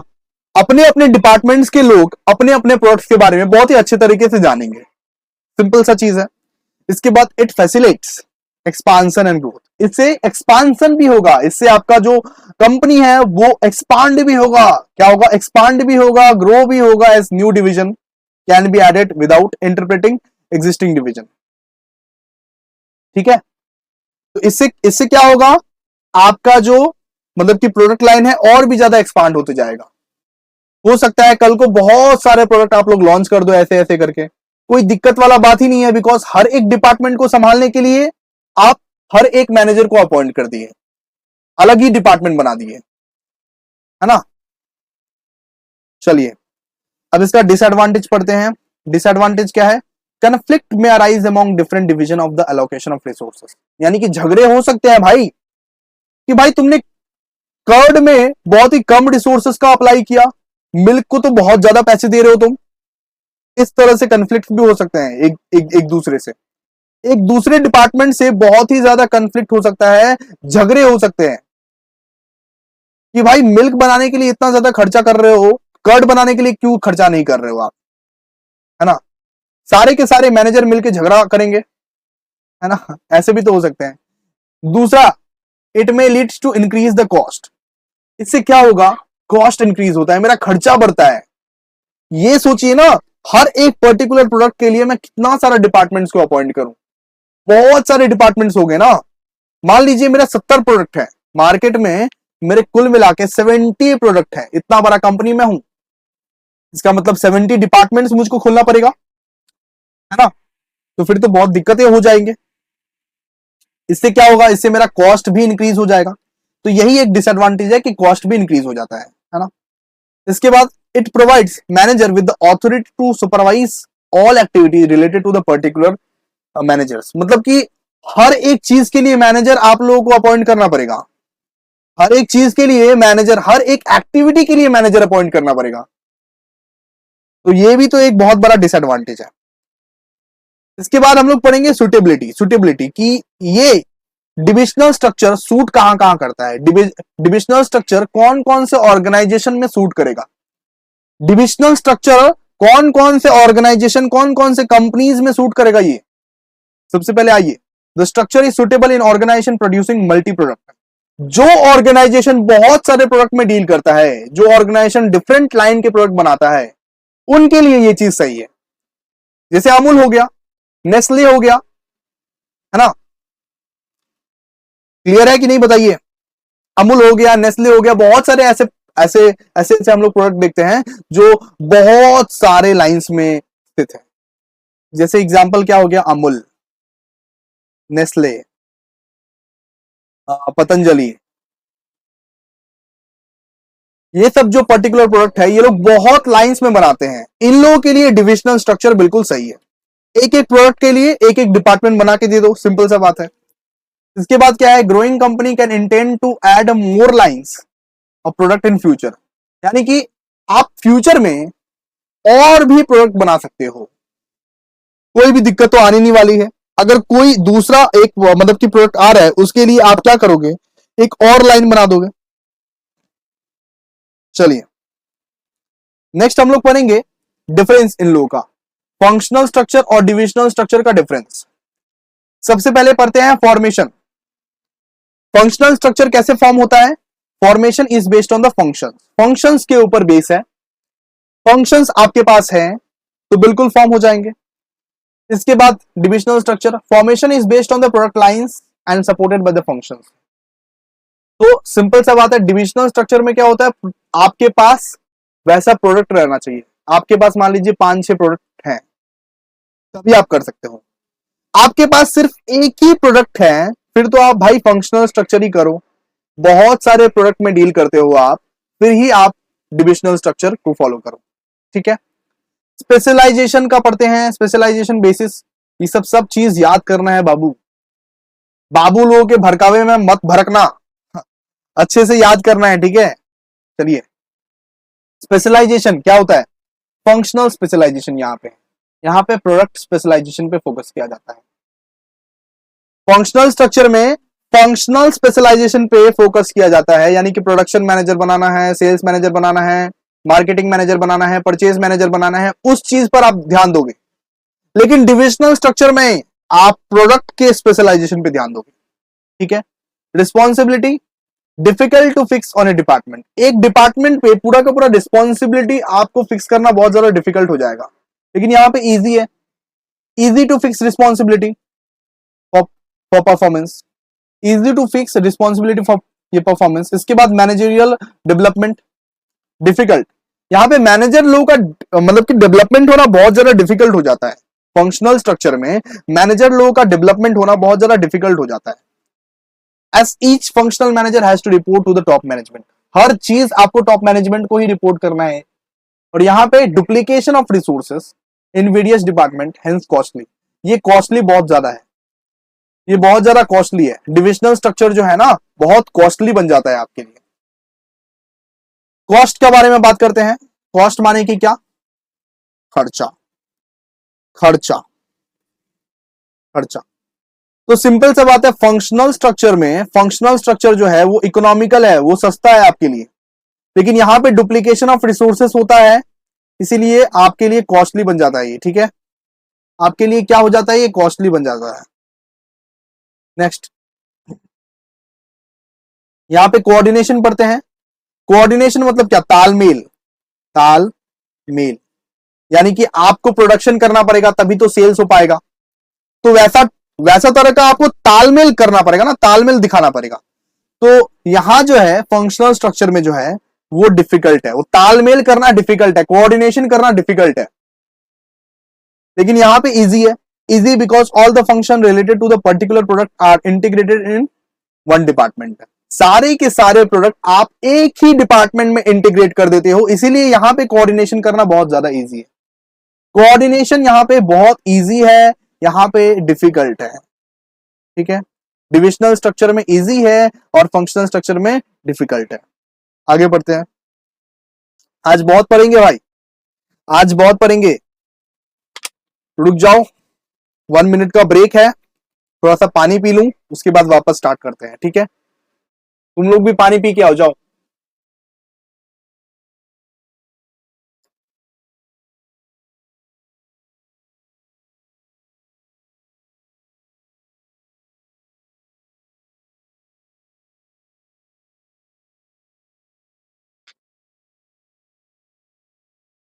आइए शुरू करते हैं, आ जाइए शुरू करते हैं, फटाफट से आइए शुरू करते हैं भाऊ। चलिए फॉर्मल ऑर्गेनाइजेशन के बारे में पढ़ेंगे, फॉर्मल ऑर्गेनाइजेशन के बारे में रीडिंग कीजिए। Formal organization refers to the organizational structure, formal organization refers to the organizational structure that is designed to the management to accomplish organizational goals। मतलब कि मैनेजर लोग अगर हमेशा सोचेगा कि किस तरह से मैं ऑर्गेनाइजेशनल गोल्स को अचीव करूं, तो ये अचीव करने के लिए ये लोग एक फॉर्मल ऑर्गेनाइजेशन बनाते हैं जहां पे सारा का सारा काम फॉर्मली होता है। फॉर्मल ऑर्गेनाइजेशन मतलब क्या, सारे के सारे ऑथोरिटी रिस्पॉन्सिबिलिटी तुम्हारे बाउंड्री के अंडर रहते हैं, लिमिट के अंदर रहते हैं, और वो रूल्स एंड रेगुलेशंस तुमको फॉलो करने पड़ेंगे। जो ऑर्गेनाइजेशन में रूल्स एंड रेगुलेशंस फॉलो करने पड़ते हैं, काम बाउंड्री के अंदर करना पड़ता है, यानी कि लिमिट के अंदर काम करना पड़ता है, उस चीज को हम लोग बोलते हैं, उस ऑर्गेनाइजेशन को हम लोग बोलते हैं फॉर्मल ऑर्गेनाइजेशन। फॉर्मल ऑर्गेनाइजेशन क्यों बनाया जाता है? To achieve, to accomplish organizational goals. To accomplish organizational goals, यहां पे फॉर्मल ऑर्गेनाइजेशन हम लोग क्रिएट करते हैं। Okay, in a formal organizations the boundaries of authority and responsibility is clearly defined. Already defined रहता है कि तुम्हारा पावर कितना है, तुम्हारा रिस्पॉन्सिबिलिटी कितना है, और तुमको किस हद तक काम करना है, तुमको किस हद तक काम करना है, तुम्हें अपने सुपीरियर को क्या बुलाना है, क्या नहीं बुलाना है। जैसे कि देखो, ऑफिस मतलब कि नॉर्मली जो ऑफिसेस रहते हैं वो फॉर्मल नेचर के ऑफिसेस रहते हैं। ऑफिस में जब जाते हो, स्कूल में जब जाते हो, कॉलेज में जब जाते हो, तो मैम लोग से एकदम फॉर्मली बात करते हो ना, डियर मैम, डियर सर बोल के बात करते हो, ठीक है। तो वहां पे एक तुमको पता रहता है कि तुम्हारा लिमिट कितने तक है, तुम्हारा ऑथोरिटी कितने तक है, रिस्पॉन्सिबिलिटी कितने तक है। और ये ऑर्गेनाइजेशन क्यों बनाया जाता है, फॉर्मल ऑर्गेनाइजेशन क्यों बनाया जाता है? To achieve the predetermined goals, to accomplish the organizational goals, ठीक है। And there is a systematic एक मिनट, यहां पे देखिए, यहां पे क्या लिखा हुआ है? And there is a systematic and coordination among the various activities to achieve organizational objectives. एक कोऑर्डिनेशन रहता है, एक तालमेल रहता है, जिससे तुम अपने ऑर्गेनाइजेशनल ऑब्जेक्टिव्स को पूरा का पूरा अचीव कर लेते हो। उस चीज को हम लोग बोलते हैं फॉर्मल ऑर्गेनाइजेशन। समझे कि नहीं बताओ? हाँ ना बोल भाई, समझ में आया कि नहीं?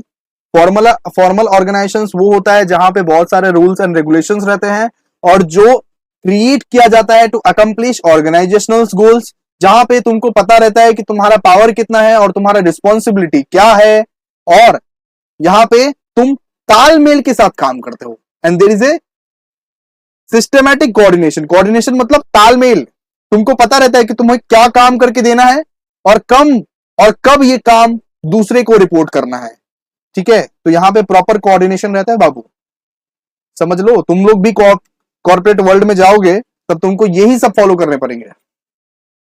फीचर्स क्या रहते हैं?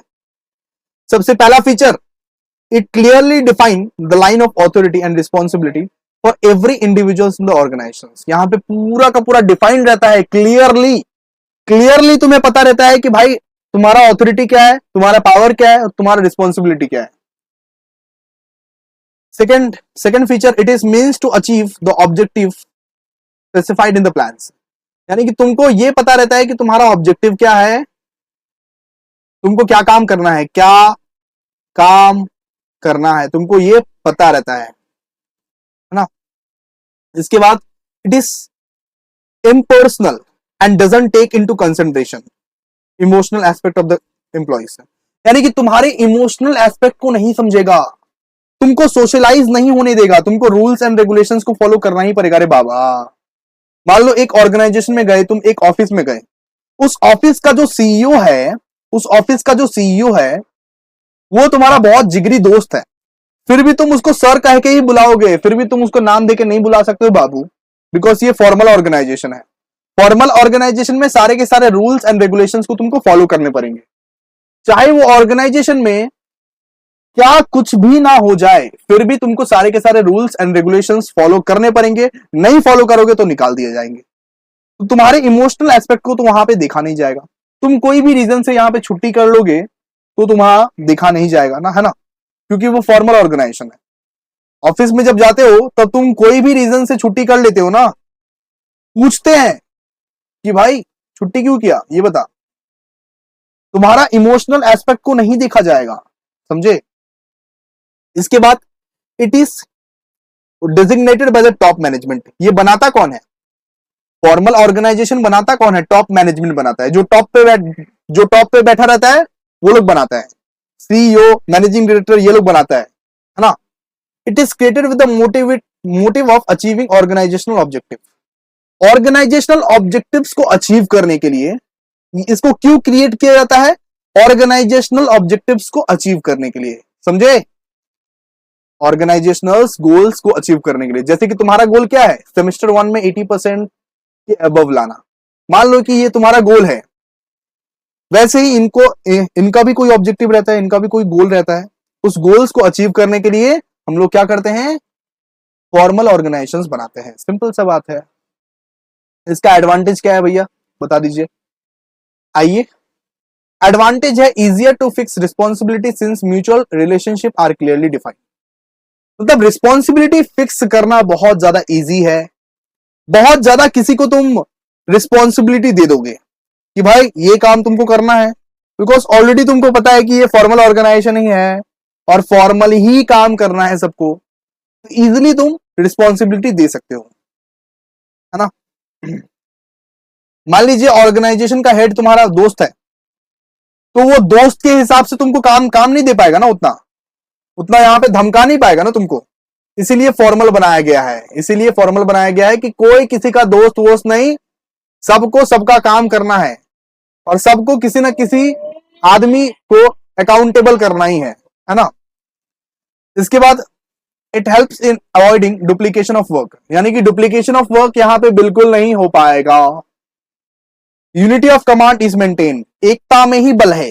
सारे के सारे इंप्लॉइज एक होके काम कर पाएंगे, सारे के सारे इंप्लॉइज डिसिप्लिन्ड होके काम कर पाएंगे, एक होके काम कर पाएंगे अगर तुम फॉर्मल ऑर्गेनाइजेशन में काम करोगे तो, ठीक है। इसके बाद effective accomplishment of the goals, अगर सब कोई डिसिप्लिन में काम कर रहे हैं, रूल्स एंड रेगुलेशंस में काम कर रहे हैं, सबको सबका पावर पता है, तो भाई गोल्स को भी तुम अचीव कर पाओगे, गोल्स को अचीव करने में कोई भी दिक्कत नहीं होगी। इसके बाद provide stability in the organization, और ऑर्गेनाइजेशन भी एक स्टेबल तरीके से चलेगा या तो ऑर्गेनाइजेशन ग्रो करेगा, कभी भी डिक्लाइनिंग फेज में जा ही नहीं सकता, ठीक है। क्लियर है? यही सब है इसका एडवांटेज। क्या है बाबू एडवांटेज, क्या है बाबू एडवांटेज? क्या बाबू नींद लगा है, नींद लगा है? क्या कर सकते हैं, आज सोना नहीं है, आज हम लोग को पूरा का पूरा चैप्टर खत्म कर देना है, ठीक है। पूरा का पूरा चैप्टर खत्म कर देना है। बोले तो बाबू लोगों का अगर फोन आया, तुम्हारे बाबू का अगर फोन आया, तुम ये बताएगा कि हम अभिषेक सर का क्लास कर रहे हैं, हम अभिषेक भैया का क्लास कर रहे हैं, फिर तुम्हारा बाबू तुमसे पूछेगा कि हम इंपॉर्टेंट है ना अभिषेक भैया, सीधा बोल देना अभिषेक भैया इंपॉर्टेंट है, तुम भाड़ में जाओ, तुम भाड़ में जाओ। क्या ये भी अगर नहीं बोल पाएगा तो बोलेगा पढ़ाई इंपॉर्टेंट है, सिंपल सा बात है।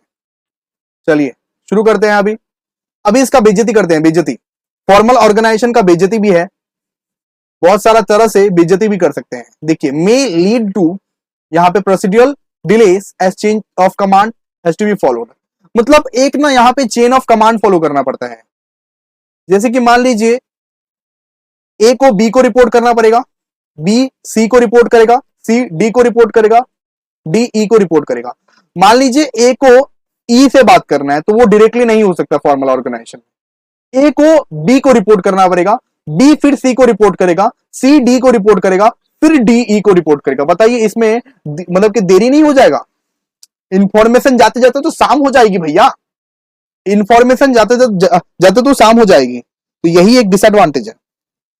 अगर यहां पे ए डायरेक्टली ई से बात कर लेता तो फिर कितना अच्छा होता। लेकिन फॉर्मल ऑर्गेनाइजेशन में क्या होता है कि एक मैनेजमेंट, मतलब कि एक चेन ऑफ कमांड को फॉलो करना पड़ता है। ए को सबसे पहले बी से बात करना पड़ेगा, बी सी से बात करेगा, सी डी से बात करेगा और डी ई से बात करेगा, तभी हो पाएगा जिस चीज, ठीक है। इसके बाद देखिए, रिजिड पॉलिसीज रिड्यूसेस क्रिएटिविटी, बहुत कठिन पॉलिसी है, बहुत कष्टदायक पॉलिसी है। उसके वजह से इंप्लॉइज अपना क्रिएटिविटी नहीं दिखा पाते, इंप्लॉइज कुछ नया नहीं कर पाते एक ऑर्गेनाइजेशन के लिए। बहुत कठिन पॉलिसी बना दिया गया है टॉप मैनेजमेंट के द्वारा, तो इंप्लॉइज कुछ नहीं कर पाएगा, इंप्लॉइज अपने हिसाब से काम नहीं कर पाएगा, और वही तो दिक्कत है बाबू, अपना क्रिएटिविटी तुम नहीं दिखा पाओगे सारी। इसके बाद more emphasis on the structure and work then on human relationship, मतलब कि ह्यूमन रिलेशनशिप बाहर में जाए, वो लोग सीधा बोलता है रिलेशनशिप बाहर में जाए। ऑफिस में क्या करते हो तुम, ऑफिस में जाके एकदम वो मतलब कि तारने के लिए जाते हो दूसरों को, एक दूसरे को तारते रहते हो, वो तारना वारना बंद और फॉर्मली काम करो, डिसिप्लिन तरीके से काम करो, ठीक है। तो ये लोग क्या करता है, ह्यूमन रिलेशनशिप को इग्नोर करता है, ये लोग सिर्फ काम देखता है, काम काम काम। इसके बाद अब बात करेंगे इनफॉर्मल ऑर्गेनाइजेशंस। इनफॉर्मल ऑर्गेनाइजेशन, बहुत सारे ऑर्गेनाइजेशन ऐसे हैं जो इनफॉर्मल तरीके से काम करते हैं, भाई बंधु बोल के काम काम करवाते हैं। जिससे मान लो सीईओ बैठा हुआ है, उसको बोल रहे अरे यार क्या काम दे रहे हो आप भाई, आप ज्यादा काम मुझे ना दो। इस तरह से अगर तुम बात कर रहे हो तो ये इनफॉर्मल ऑर्गेनाइजेशन में तुम काम कर रहे हो, ठीक है। Interaction among people at work give rise to a network of social relationship among employees. मतलब एम्प्लॉइज जहां पे सोशलाइज होता है, दोस्त यार सब कुछ बनाता है जहां पे, उसको हम लोग बोलते हैं इनफॉर्मल ऑर्गेनाइजेशन। इनफॉर्मल ऑर्गेनाइजेशन, ठीक है। The main purpose of the organization structure is the psychological satisfaction of the employees with common interest. मतलब एम्प्लॉइज को पूरा प्रॉपर छूट दिया गया है, एम्प्लॉइज खुला सांड की तरह किसी से भी बात करता है, जहां पे एम्प्लॉइज खुला सांड की तरह किसी से भी बात करता है, कोई भी वर्ड का यूज करता है, सर मैडम भूल जाओ, अरे यार, अरे भैया, अरे दीदी, ऐसे करके बात करता है, तो वो है इनफॉर्मल ऑर्गेनाइजेशन। क्या है? इनफॉर्मल ऑर्गेनाइजेशन, ठीक है। For example employees with similar interest in books, films, religion में फॉर्म देयर इनफॉर्मल ग्रुप। तो जैसे कि तुम्हारे दोस्तों वाला ग्रुप होता है, जैसे कि तुम्हारा दोस्तों वाला ग्रुप होता है जहां पे पूरा का पूरा बदतमीजी से तुम बात करते हो अपने दोस्त लोग के साथ, अरे क्या है रे, कैसे हो रे, बे करके जो बात करते हो, पूरा का पूरा इनफॉर्मल ऑर्गेनाइजेशन ही तो है ये, समझे। ऑफिसेस भी होता है इनफॉर्मल, ठीक है। चलिए आप इसको पढ़ते हैं। सबसे पहले इसका फीचर पढ़ेंगे, इनफॉर्मल ऑर्गेनाइजेशन का फीचर पढ़ेंगे। इनफॉर्मल ऑर्गेनाइजेशन का फीचर क्या है? सबसे पहला feature, it originates from the personal interaction of employees with in the organisation. यानी कि इनफॉर्मल ऑर्गेनाइजेशन पर्सनल इंटरेक्शन से बनता है, कि मैं एम्प्लॉइज के साथ पूरा पर्सनल इंटरेक्ट कर रहा हूं, दोस्त यार कर रहा हूं, ऑफिस के अंदर कुछ भी यहां पे बातें कर रहा हूं, फिर ये क्या है? Informal organization. जैसे कि तुम स्कूल में जब जाते थे या जब कॉलेज में जाते हो, तब क्या तुम पढ़ाई करते हो? बिल्कुल नहीं भैया, पढ़ाई तो नहीं करते, लेकिन पीछे में बात करते हैं अपने ग्रुप के साथ, पूरा का पूरा बात ही चलता रहता है। इतना बात चलता है कि पढ़ाई भी कभी कभी हमसे हाथ जोड़ लेता है कि भाई तुम पढ़ाई ना करो, ठीक है। इसके बाद the standard of behaviour evolve the group norms. तो जो बिहेवियर है ना, नॉर्मल हम लोग बिहेवियर रखते हैं वहां पे कि कोई किसी को सुपीरियर नहीं मानता है, कोई किसी को सबऑर्डिनेट नहीं मानता है, सब कोई एक है। इसके बाद it does not have fixed channel of communication. यहाँ पे फिक्स्ड चैनल ऑफ कम्युनिकेशन नहीं है। जैसे कि मैंने एग्जांपल दिया था ना, ए को यहाँ पे डायरेक्टली बात करना पड़ेगा ई से, तो यहाँ पे ए को अगर डायरेक्टली बात करना है ई से, तो ए सीधा ई के पास जाएगा और बोलेगा भाई ये लोचा हो गया, ये पंगा हो गया, ये इशू हो गया है, संभाल ले। मतलब कोई चेन ऑफ कमांड को फॉलो करने की जरूरत नहीं है, सीधा सा बात है, जिसको जिससे मिलना है मिल सकता है डायरेक्टली। इसके बाद it emerges spontaneously and not created by the management. तो अचानक से अपने आप आता है, जैसे कि दोस्त बनाना तुमको मम्मी पापा ने नहीं सिखाया होगा, अपने आप बन गए होंगे। दोस्त बनाना तुमको अपने आप बन गए होंगे, सिंपल सा बात है। जो दोस्ती तुम करते हो, हमें पता है कैसी कैसी दोस्ती करते हो। लड़कों से दोस्ती तो नहीं, लड़कियों से दोस्ती ज्यादा करते हो लड़के लोग, वनराकस। इसके बाद इट इज कॉम्प्लेक्स नेटवर्क। ये बहुत ही कॉम्प्लेक्स नेटवर्क है, बहुत ही उलझा हुआ नेटवर्क है of social relationship among members. Relationship word पे तुम ज्यादा फोकस कर रहे हो ना, करो करो करो, यही सब करो। चलिए एडवांटेज, इसका एडवांटेज पढ़ते हैं। नालायको आ जाओ यार, बाबू लोग का फोन देख के कुछ नहीं होगा, फटाफट से आओ, एडवांटेज पढ़ते हैं इसका। इनफॉर्मल कम्युनिकेशन का एडवांटेज क्या होगा?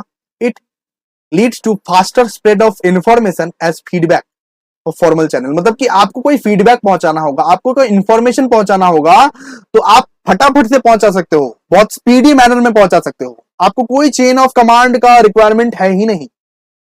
दूसरा, इट एनहांसेस जॉब सेटिस्फैक्शन।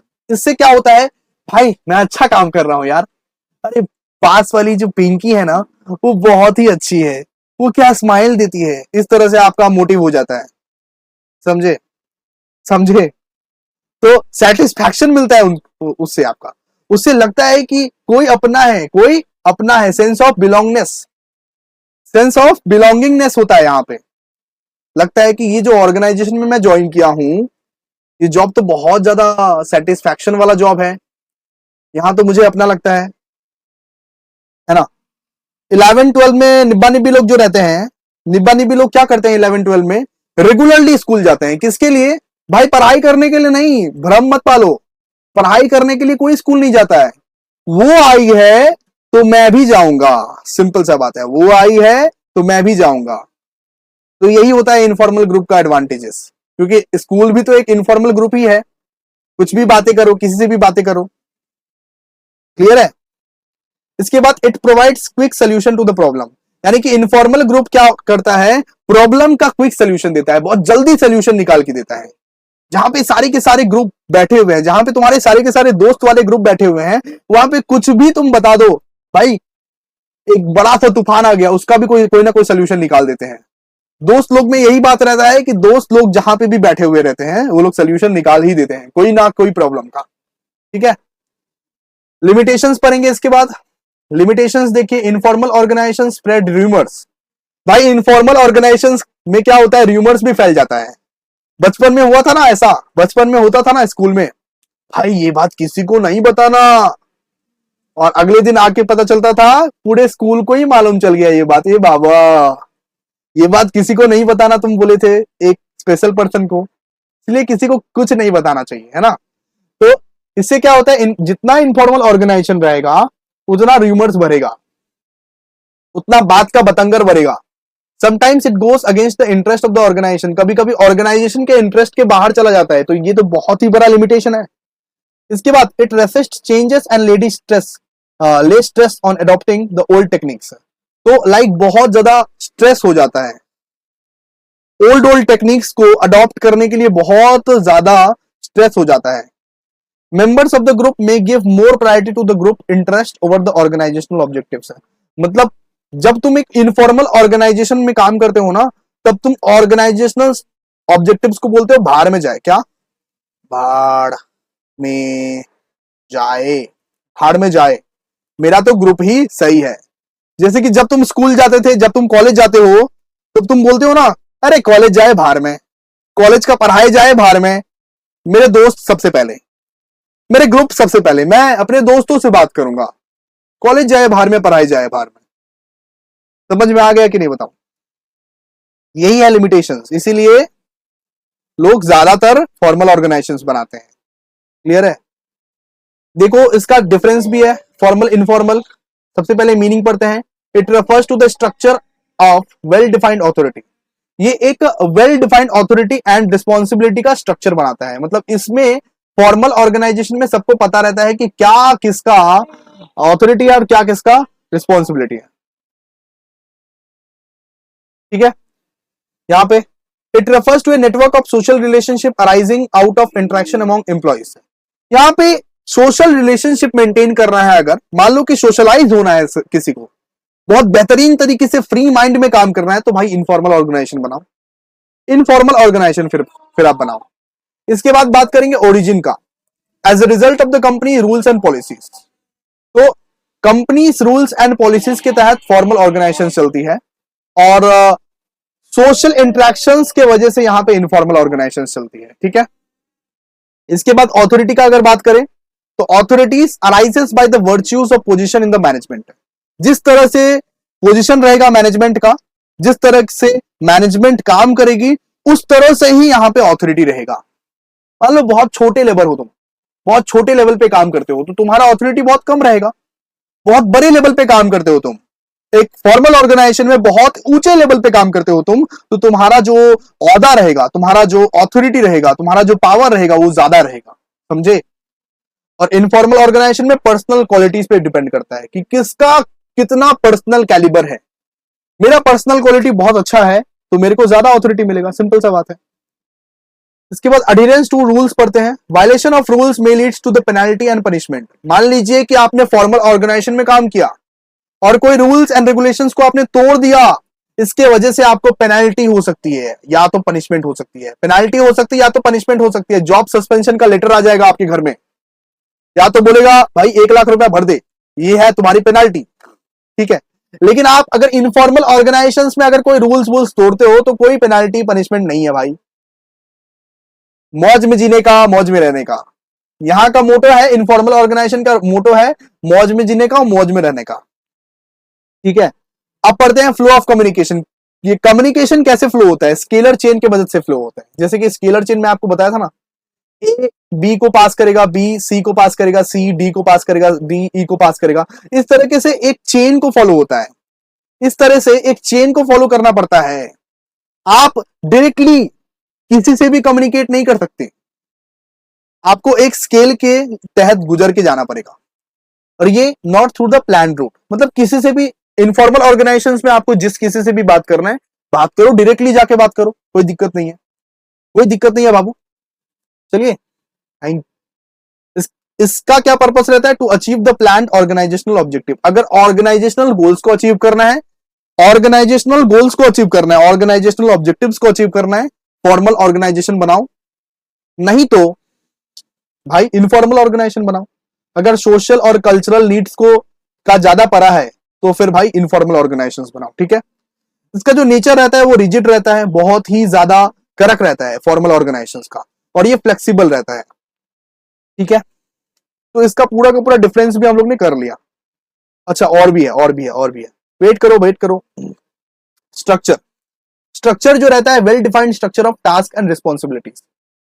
तो यहां पे ऑलरेडी आपको पता रहता है कि आपका क्या टास्क है, क्या टास्क है, क्या रिस्पॉन्सिबिलिटी है, क्या टास्क है और क्या रिस्पॉन्सिबिलिटी है, ये आपको पता रहता है फॉर्मल ऑर्गेनाइजेशन में। और यहां पे कोई स्ट्रक्चर नहीं बनाया जाता है, जिसका हाथ में जो काम आया वो कर लो।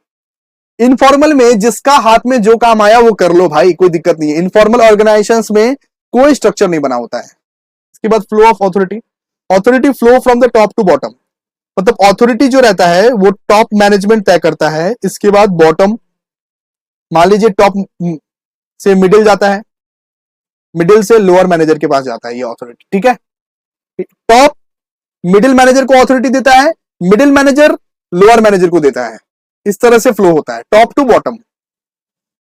यहां पे authority flow from vertically as well as horizontally. यहां पे क्या होता है कि वर्टिकल ऑथोरिटी भी फ्लो हो रहा है या तो हॉरिजेंटल भी फ्लो हो रहा है, कोई भी किसी भी तरीके से काम कर रहा है, सिंपल सा बात है। लीडरशिप क्या है, managers are leaders and leaders may or may not be the managers. ठीक है, यहां पे जो फॉर्मल ऑर्गेनाइजेशंस है वहां पे क्या होता है कि जो मैनेजर रहता है वो लीडर्स रहता है, और इनफॉर्मल ऑर्गेनाइजेशन में उल्टा है। इनफॉर्मल ऑर्गेनाइजेशन में अगर कोई लीडर है तो मुझे पता नहीं है कि वो मैनेजर है भी या नहीं है, ऐसे ही लीड कर रहा है वो, उसको ग्रुप ने चूज किया है, उसको ग्रुप ने चूज किया है, सिंपल सी बात है। ठीक है, क्लियर है। चलिए अब पढ़ते हैं डेलीगेशन। डेलीगेशन क्या होता है, डेलीगेशन पढ़ते हैं। तो delegation of authority merely means the granting of authority to subordinates to operate with in the prescribed limit. मतलब कि डेलीगेशन मतलब क्या है, मैं अपना पावर किसी दूसरे एम्प्लॉयज को ट्रांसफर कर रहा हूं। मान लीजिए मेरा होनहार एम्प्लॉय है अमित, एक एम्प्लॉय है मान लीजिए अमित, वो मेरे अंडर काम करता है, मैं उसको क्या क्या कर दिया, अपने मेरे पास बहुत सारा पावर था, उसमें से थोड़ा सा पावर मैंने अमित को दे दिया, उसमें से थोड़ा सा पावर मैंने अमित को दे दिया, उसको मैं बोलूंगा मतलब कि डेलीगेशन। तो डेलीगेशन मतलब क्या होता है, delegation of authority merely means the granting of authority, यानी कि मैं अपना ऑथोरिटी में से थोड़ा सा ऑथोरिटी अपने सबऑर्डिनेट्स को दे रहा हूं, थोड़ा सा पावर मैं अपने सबऑर्डिनेट्स को दे रहा हूं कि भाई तुम इस लिमिट के अंदर परफॉर्म कर देना, तुम इस लिमिट के अंदर परफॉर्म कर देना। ओके, इसके बाद देखिए, delegation refers to the downward transfer of the authority, यानी कि हमेशा टॉप मैनेजमेंट ही डेलीगेट करता है, टॉप से बॉटम तक जाता है डेलीगेशन। ओके, टॉप मैनेजमेंट ही ऑथोरिटी को ट्रांसफर करता है from a superior to subordinate, superior हमेशा सबऑर्डिनेट को ट्रांसफर करता है। It is a prerequisite of the efficient functioning of the organization because it enables the manager to use his time on high priority activities. यानी कि manager बोलता है कि आप इस पावर को इस्तेमाल कर सकते हो, ए प्यारे एम्प्लॉय सुनो, मतलब कि मैनेजर अपने प्यारे एम्प्लॉयज को बुलाता है, ए प्यारे एम्प्लॉय सुनो, आप इस पावर को इस्तेमाल कर सकते हो, लेकिन जरूरत पड़ने पर, आपातकालीन स्थिति में आप मेरे पावर को इस्तेमाल कर सकते हो। इस चीज का मैं डेलीगेट कर दिया, मतलब अपने पावर को मैं डेलीगेट कर दिया, अपना थोड़ा सा पावर अपने इंप्लॉयज को दे दिया, इसको मैं बोलूंगा डेलीगेशन। ठीक है, importance of delegation is it helps in efficient management. Delegation से क्या होता है कि एफिशिएंट मैनेजमेंट करने में बहुत ज्यादा हेल्प होता है और एम्प्लॉयज का मोटिवेशन भी बढ़ता है। अरे मुझे सर ने ये पावर दिया, मुझे तो बहुत अच्छे से इस्तेमाल करना पड़ेगा, मुझे सर जी ने ये पावर दिया, मुझे तो बहुत अच्छे से इस्तेमाल करना पड़ेगा। तो मोटिवेशन बढ़ता है, ग्रोथ बढ़ता है, कोऑर्डिनेशन बढ़ता है, इंप्लॉयज लोगों का भी डेवलपमेंट होता है। इससे समझ में आया कि नहीं बताइए। इसके बाद आप पढ़ेंगे एलिमेंट्स ऑफ डेलीगेशन। डेलीगेशन का बहुत सारा एलिमेंट रहता है। सबसे पहला एलिमेंट रहता है ऑथोरिटी। ऑथोरिटी इंपॉर्टेंट है बाबू, इंपॉर्टेंट है, सब कुछ इंपॉर्टेंट है, जो भी मैं पढ़ा रहा हूं सब इंपॉर्टेंट है, सब याद कर लेना। Authority refers to the right to take decision in order to guide the activities of others. Authority मतलब क्या होता है कि अगर मुझे आपातकालीन स्थिति में कोई इंपॉर्टेंट फैसला लेना पड़ा, अगर मुझे आपातकालीन स्थिति में कोई इंपॉर्टेंट फैसला लेना पड़ा, लेकिन मेरे मैनेजर नहीं है यहां पे, मेरे मैनेजर आउट ऑफ स्टेशन गए हुए हैं, उस केस में मैं ये फैसला लूंगा क्योंकि मेरे मैनेजर ने मुझे ये पावर देके रखा है। मान लीजिए मैंने अमित को एक पावर देके रखा था कि वो कोई इंपॉर्टेंट डिसीजंस ले सके, तो वो जब सिचुएशन अराइज होगा, वो जब इमरजेंसी सिचुएशन अराइज होगा, उस केस में अमित वो डिसीजन ले सकता है, वो फैसला ले सकता है, क्योंकि मैंने ही खुद ऑथराइज किया है अमित ये कर देना। ठीक है, समझ गए, समझ गए, ठीक है। इसके बाद रिस्पॉन्सिबिलिटी, रिस्पॉन्सिबिलिटी पढ़ते हैं। रिस्पॉन्सिबिलिटी क्या होता है? अच्छा, एक चीज याद रखिएगा, ऑथोरिटी फ्लोज डाउनवर्ड। ऑथोरिटी हमेशा डाउनवर्ड फ्लो करता है, मतलब कि टॉप मैनेजमेंट ही हमें ऑथोरिटी दे सकते हैं, टॉप मैनेजमेंट ही हमें ये परमिशन दे सकते हैं कि हम उनका रोल परफॉर्म करेंगे या नहीं करेंगे। ठीक है, समझ गए, समझ गए, बताइए। इसके बाद रिस्पॉन्सिबिलिटी। रिस्पॉन्सिबिलिटी क्या होता है? Responsibility is the obligation of a subordinate to perform properly the assign duty. Responsibility मतलब होता है कि ये तुम्हारा रिस्पॉन्सिबिलिटी है कि तुम ये ड्यूटी को बहुत अच्छे से निभाओगे, इस ड्यूटी को परफॉर्म करने का रिस्पॉन्सिबल तुम हो। ये ड्यूटी को अगर तुम परफॉर्म नहीं कर पाए तो इसके लिए रिस्पॉन्सिबल तुम रहोगे। मतलब कि मैंने जो अमित को एक ड्यूटी दिया था, उस ड्यूटी को परफॉर्म करने का रिस्पॉन्सिबल कौन रहेगा? अमित रहेगा।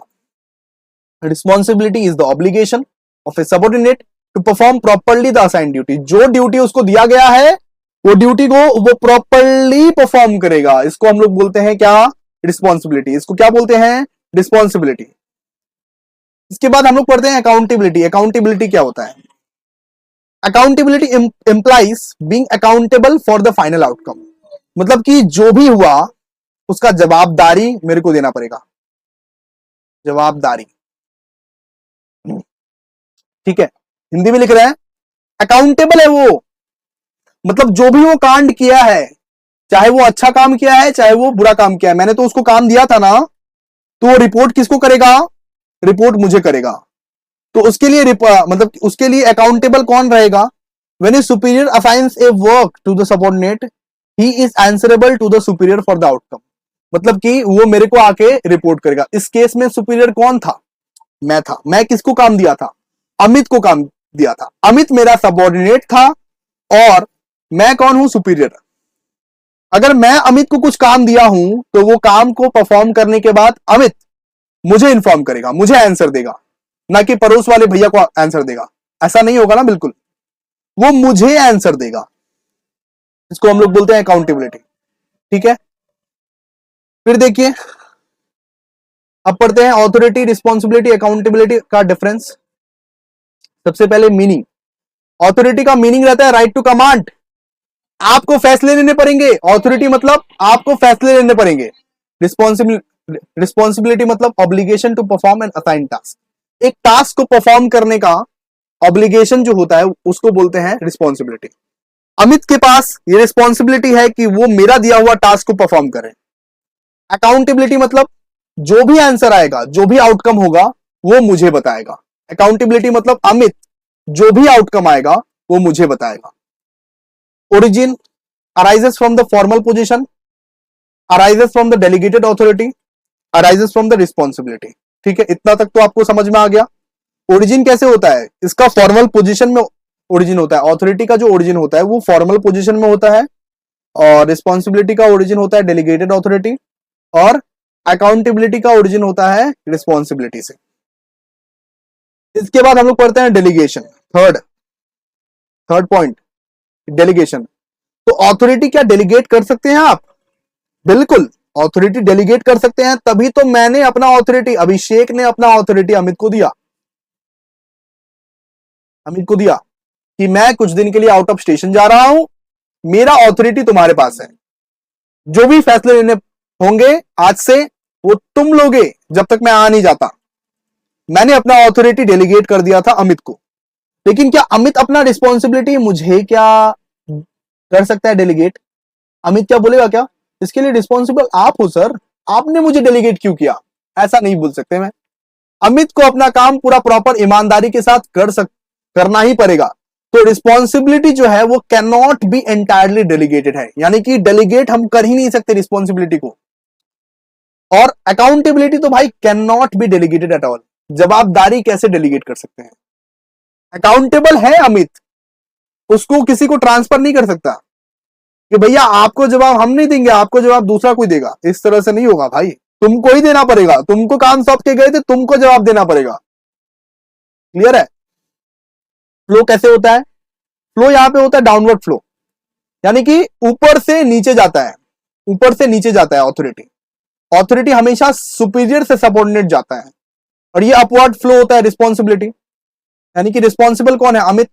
अमित मुझे रिपोर्ट करेगा तो ऊपर ही रिपोर्ट करेगा ना, मैं ऊपर बैठा हूं, तो अमित अभिषेक को रिपोर्ट करेगा, तो ये अपवर्ड फ्लो है। और अकाउंटेबिलिटी भी अपवर्ड ही फ्लो है, ठीक है? अकाउंटेबिलिटी भी क्या है? Upward flow. चलिए आप पढ़ते हैं इंपॉर्टेंस ऑफ डेलीगेशन। आइए आज खत्म करेंगे बाबू, आज खत्म करेंगे, चिंता मत कीजिए, आज हम लोग खत्म करने वाले हैं इसको। Importance of delegation. सबसे पहले डेलीगेशन का इंपॉर्टेंस ये है कि रिडक्शन ऑफ एग्जीक्यूटिव्स वर्कलोड। एक सीईओ, एक एमडी के पास कितना वर्कलोड रहता है? बहुत वर्कलोड रहता है। वो लोग क्या कर सकते हैं? वो लोग डेलीगेट कर सकते हैं। वो लोग होनहार एम्प्लॉइज लोगों को ना अपने काम को डेलीगेट कर सकते हैं। वो काम को जो डेलीगेट करते हैं ना, इससे क्या होता है? इनका वर्कलोड थोड़ा कम हो जाता है, वर्कलोड थोड़ा कम हो जाता है इनसे। मतलब कि डेलीगेशन का सबसे first importance reduction of executives workload. Second importance क्या भैया? Employees development. एम्प्लॉइज लोगों का भी डेवलपमेंट हो जाएगा, एम्प्लॉइज लोगों को भी सीखने को मिलेगा। जो मेरे ऑर्गेनाइजेशन में काम करते हैं उनसे अगर मैं ज्यादा करके काम करवाऊंगा, उनसे मैं अगर नया नया अपॉर्चुनिटीज देके उनसे मैं अगर नया नया तरीके से काम करवाऊंगा, तो उनका भी तो डेवलपमेंट हो रहा है, उनको भी तो काम सीखने को मिल रहा है ना। क्लियर है? ये बताओ, employees get more opportunity to utilize their talent and allows to develop these skills which will enable to perform complex tasks. उनको भी सीखने को मिल रहा है।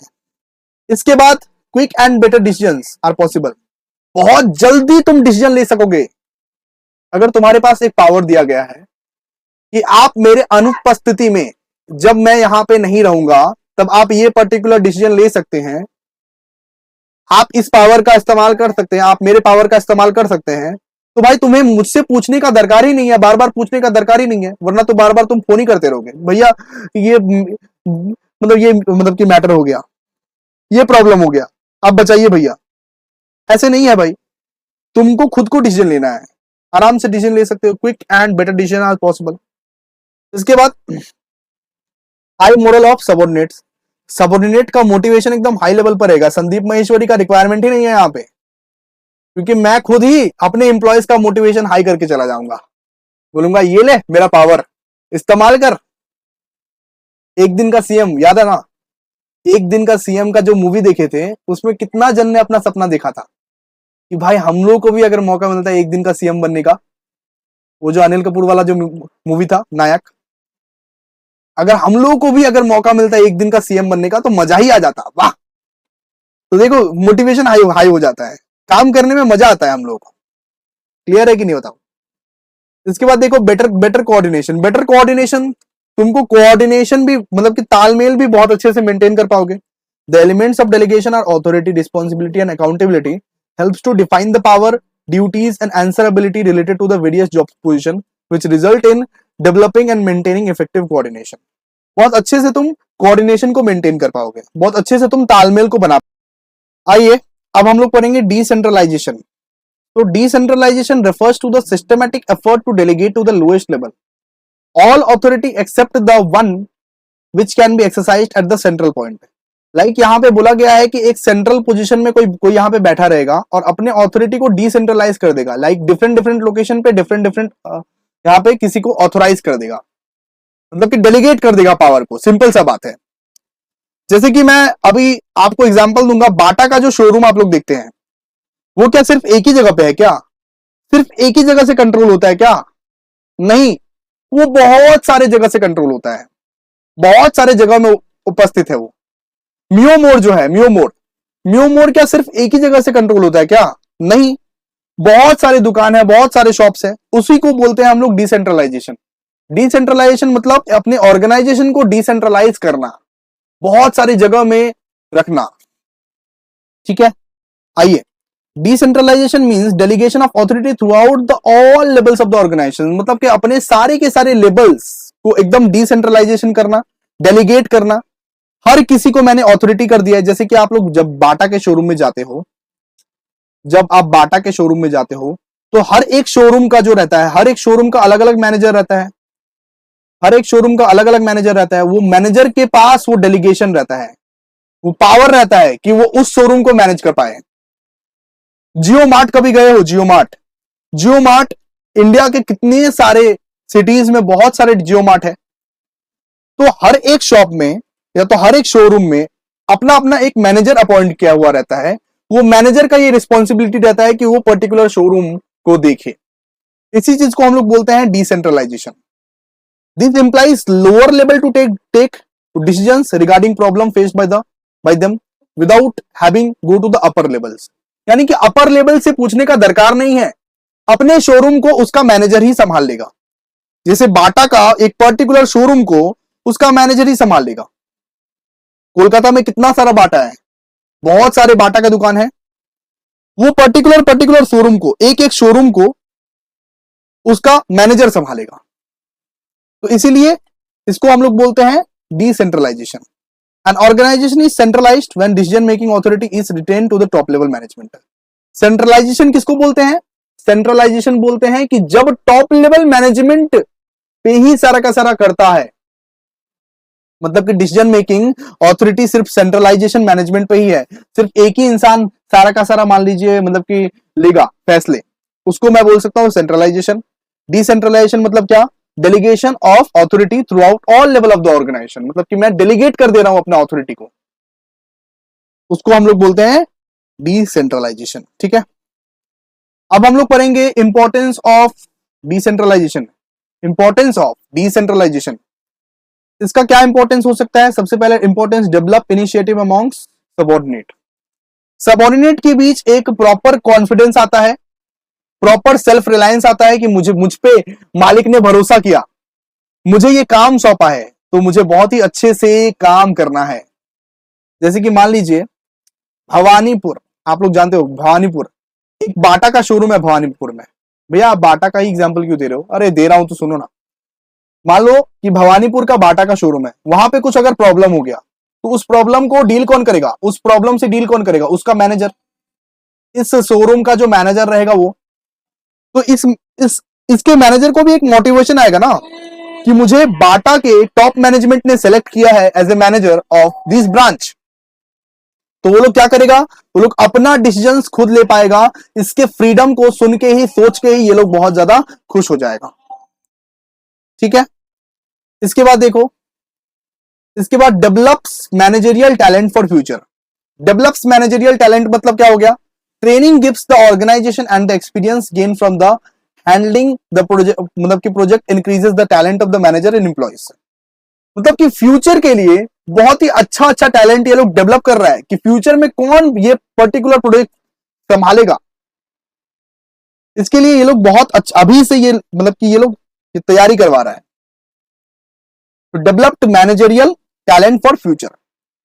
इसके बाद क्विक डिसीजन मेकिंग में भी ये लोग बहुत ज्यादा एडवांटेज है, इसका इंपॉर्टेंस है। डिसेंट्रलाइजेशन अगर दिया है तो हर एक ब्रांच के मैनेजर बहुत ही जल्दी डिसीजन ले सकते हैं, किसी को पूछने का उनको मतलब कि दरकार है ही नहीं, बेटर एंड क्विक ले सकते हैं डिसीजंस, बेटर एंड क्विक वो डिसीजंस बहुत जल्दी ले सकते हैं। इसके बाद है रिलीव्स द टॉप मैनेजमेंट। तो टॉप मैनेजमेंट पे कोई चाप नहीं, टॉप मैनेजमेंट पे कोई चाप नहीं भाई, टॉप मैनेजमेंट का पूरा टेंशन तुमने गायब कर दिया। अगर प्रॉपर डेलीगेशन हुआ है ना, अगर मैंने अपना बिजनेस को डेलीगेट कर दिया है, डिसेंट्रलाइज कर दिया है, तो मेरे ऊपर कोई प्रेशर नहीं आएगा। सेंट्रलाइजेशन बिजनेस में बहुत प्रेशर रहता है टॉप मैनेजमेंट के ऊपर, सारा का सारा डिसीजंस टॉप मैनेजमेंट ही लेगा, फिर तो बहुत दिक्कत हो जाएगा। लेकिन डिसेंट्रलाइज्ड है अगर तुम्हारा बिजनेस, तो फिर टॉप मैनेजमेंट रिलीफ में रहता है। इसके बाद फैसिलिटेट ग्रोथ। ग्रोथ भी यहां पे बहुत ही अच्छी तरह से होता है। It allows the departmental heads and employees to perform the best possible manner considering all aspect of the departments. Like अपना बेस्ट देने के लिए, जिससे तुम बहुत ही बेस्ट दो, जिससे तुम बहुत ही बेस्ट परफॉर्म करो, जिससे तुम्हारे सबऑर्डिनेट्स डिपार्टमेंटल हेड्स बहुत ही बेस्ट परफॉर्म करें, उसके लिए तुमको डिसेंट्रलाइजेशन करना पड़ेगा। तो डिसेंट्रलाइजेशन फैसिलिटेट्स ग्रोथ। और बेटर कंट्रोलिंग के लिए भी डिसेंट्रलाइजेशन ही करना पड़ेगा। Evaluation of performance is possible at each level which results in complete control over the all activities. Like अगर तुम सारे के सारे परफॉर्मेंस को एक लेवल पे इवैल्यूएट करते हो, तो उसका रिजल्ट यही आता है कि सारे का सारा चीज तुम्हारा कंप्लीट कंट्रोल में है ना। तो यही है डिसेंट्रलाइजेशन का इंपॉर्टेंस। अब पढ़ते हैं डेलीगेशन और डिसेंट्रलाइजेशन का डिफरेंस। सबसे पहले आज आ जाइए, चैप्टर खत्म होने के कगार पे है, बस दोस्तों हो चुका है चैप्टर खत्म, बस ये पढ़िए। नेचर सबसे पहले पढ़ते हैं। It is a compulsory act, मतलब कि डेलीगेशन जो है ये कंपल्सरी है, ये सबको फॉलो करना पड़ेगा। अगर आपको डिसेंट्रलाइजेशन करना है तो डेलीगेशन तो आपको देना ही पड़ेगा, फिर ही तो कर पाएंगे। इसके बाद डिसेंट्रलाइजेशन जो है ना, ये ऑप्शनल है। मतलब कि डेलीगेशन तो कंपलसरी ही देना पड़ता है, क्योंकि एक आदमी सारा का सारा काम नहीं कर सकता। अगर आप मुकेश अंबानी को बोल दो कि पूरा का पूरा रिलायंस अकेले संभालो, तो वो क्या संभाल पाएंगे? बिल्कुल नहीं। तो डेलीगेशन को आप लोग बोल सकते हो it is a compulsory act, compulsory हर किसी को फॉलो करना है। लेकिन डिसेंट्रलाइजेशन आप हमेशा बोलोगे ये ऑप्शनल है, ऑप्शनल है, ये ऑप्शन के ऊपर डिपेंड है कि मैं अपने बिजनेस को सेंट्रलाइज्ड रखना चाहता हूं या मैं अपने बिजनेस को डिसेंट्रलाइज्ड रखना चाहता हूं। क्लियर? फ्रीडम ऑफ एक्शन पढ़ते हैं अभी। फ्रीडम ऑफ एक्शन कहां ज्यादा है? अगर आप डेलीगेशन करते हो तो आपको लेस फ्रीडम है, less freedom to take decisions due to more control by the superior. ठीक है? अगर आप मतलब कि डेलीगेशन करते हो तो आपको फ्रीडम ज्यादा नहीं है, बिकॉज सारा का सारा कंट्रोल मतलब कि ज्यादातर कंट्रोल तो सुपीरियर लेके बैठे हुए हैं। लेकिन यहाँ पे less control over the executive sense greater freedom of action, यहाँ पे ज्यादा फ्रीडम मिलता है, यहाँ पे ज्यादा फ्रीडम मिलता है। मतलब कि डिसेंट्रलाइजेशन में आपको ज्यादा फ्रीडम मिलेगा, यहाँ पे कम फ्रीडम मिलेगा। स्टेटस पढ़ते हैं। It is the process followed by some share task, sorry, it is the process followed to share task. यहाँ पे डेलीगेशन क्यों फॉलो किया जाता है? शेयर करने के लिए, काम बांटने के लिए डेलीगेशन फॉलो किया जाता है। ठीक है? इसके बाद it is a result of the policy decisions by the top management. Okay, इसके बाद इसके स्कोप के बारे में पढ़ते हैं। इट हैज नैरो स्कोप, बहुत ही कम स्कोप है इसमें। As the superior limited to superior and it immediate मतलब कि सबऑर्डिनेट।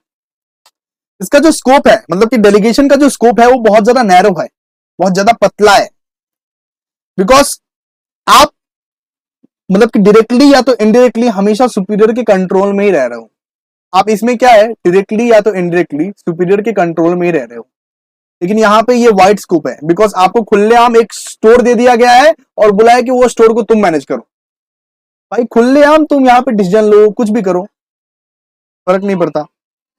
इसके बाद इसका पर्पस देखते हैं। Narrow as it confined to superior and the immediate and subordinate. तो ये जो पर्पस है, पर्पस भी यहाँ पे नैरो है ना, बहुत ही कम पर्पस के लिए डेलीगेट किया जाता है। लेकिन यहाँ पे इसका जो पर्पस है मतलब कि डिसेंट्रलाइजेशन का जो पर्पस है, to increase the role of the subordinate in the organization by giving them more autonomy.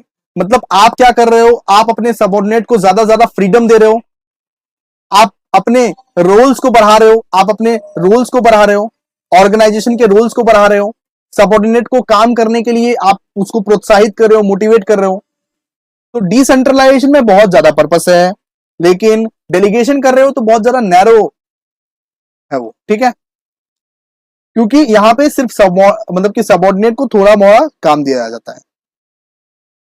चलिए दोस्तों, फिर आज ये चैप्टर हम लोग ने कंप्लीट कर लिया फाइनली, बस इतना तक ही था, सारा का सारा चैप्टर ही हम लोग ने कंप्लीट कर लिया, पूरा का पूरा ऑर्गेनाइजिंग खत्म कर लिए। तो इसी बात पे लाइक शेयर और सब्सक्राइब कर दो और अपने लिए क्लैपिंग करो, क्योंकि तुम लोग इतना देर तक पूरा ऑर्गेनाइजिंग का चैप्टर मेरे साथ किए हो। तो चलो नेक्स्ट वीडियो में मिलते हैं, तब तक के लिए बाय। ऐसे ही वीडियोस को देखते रहो।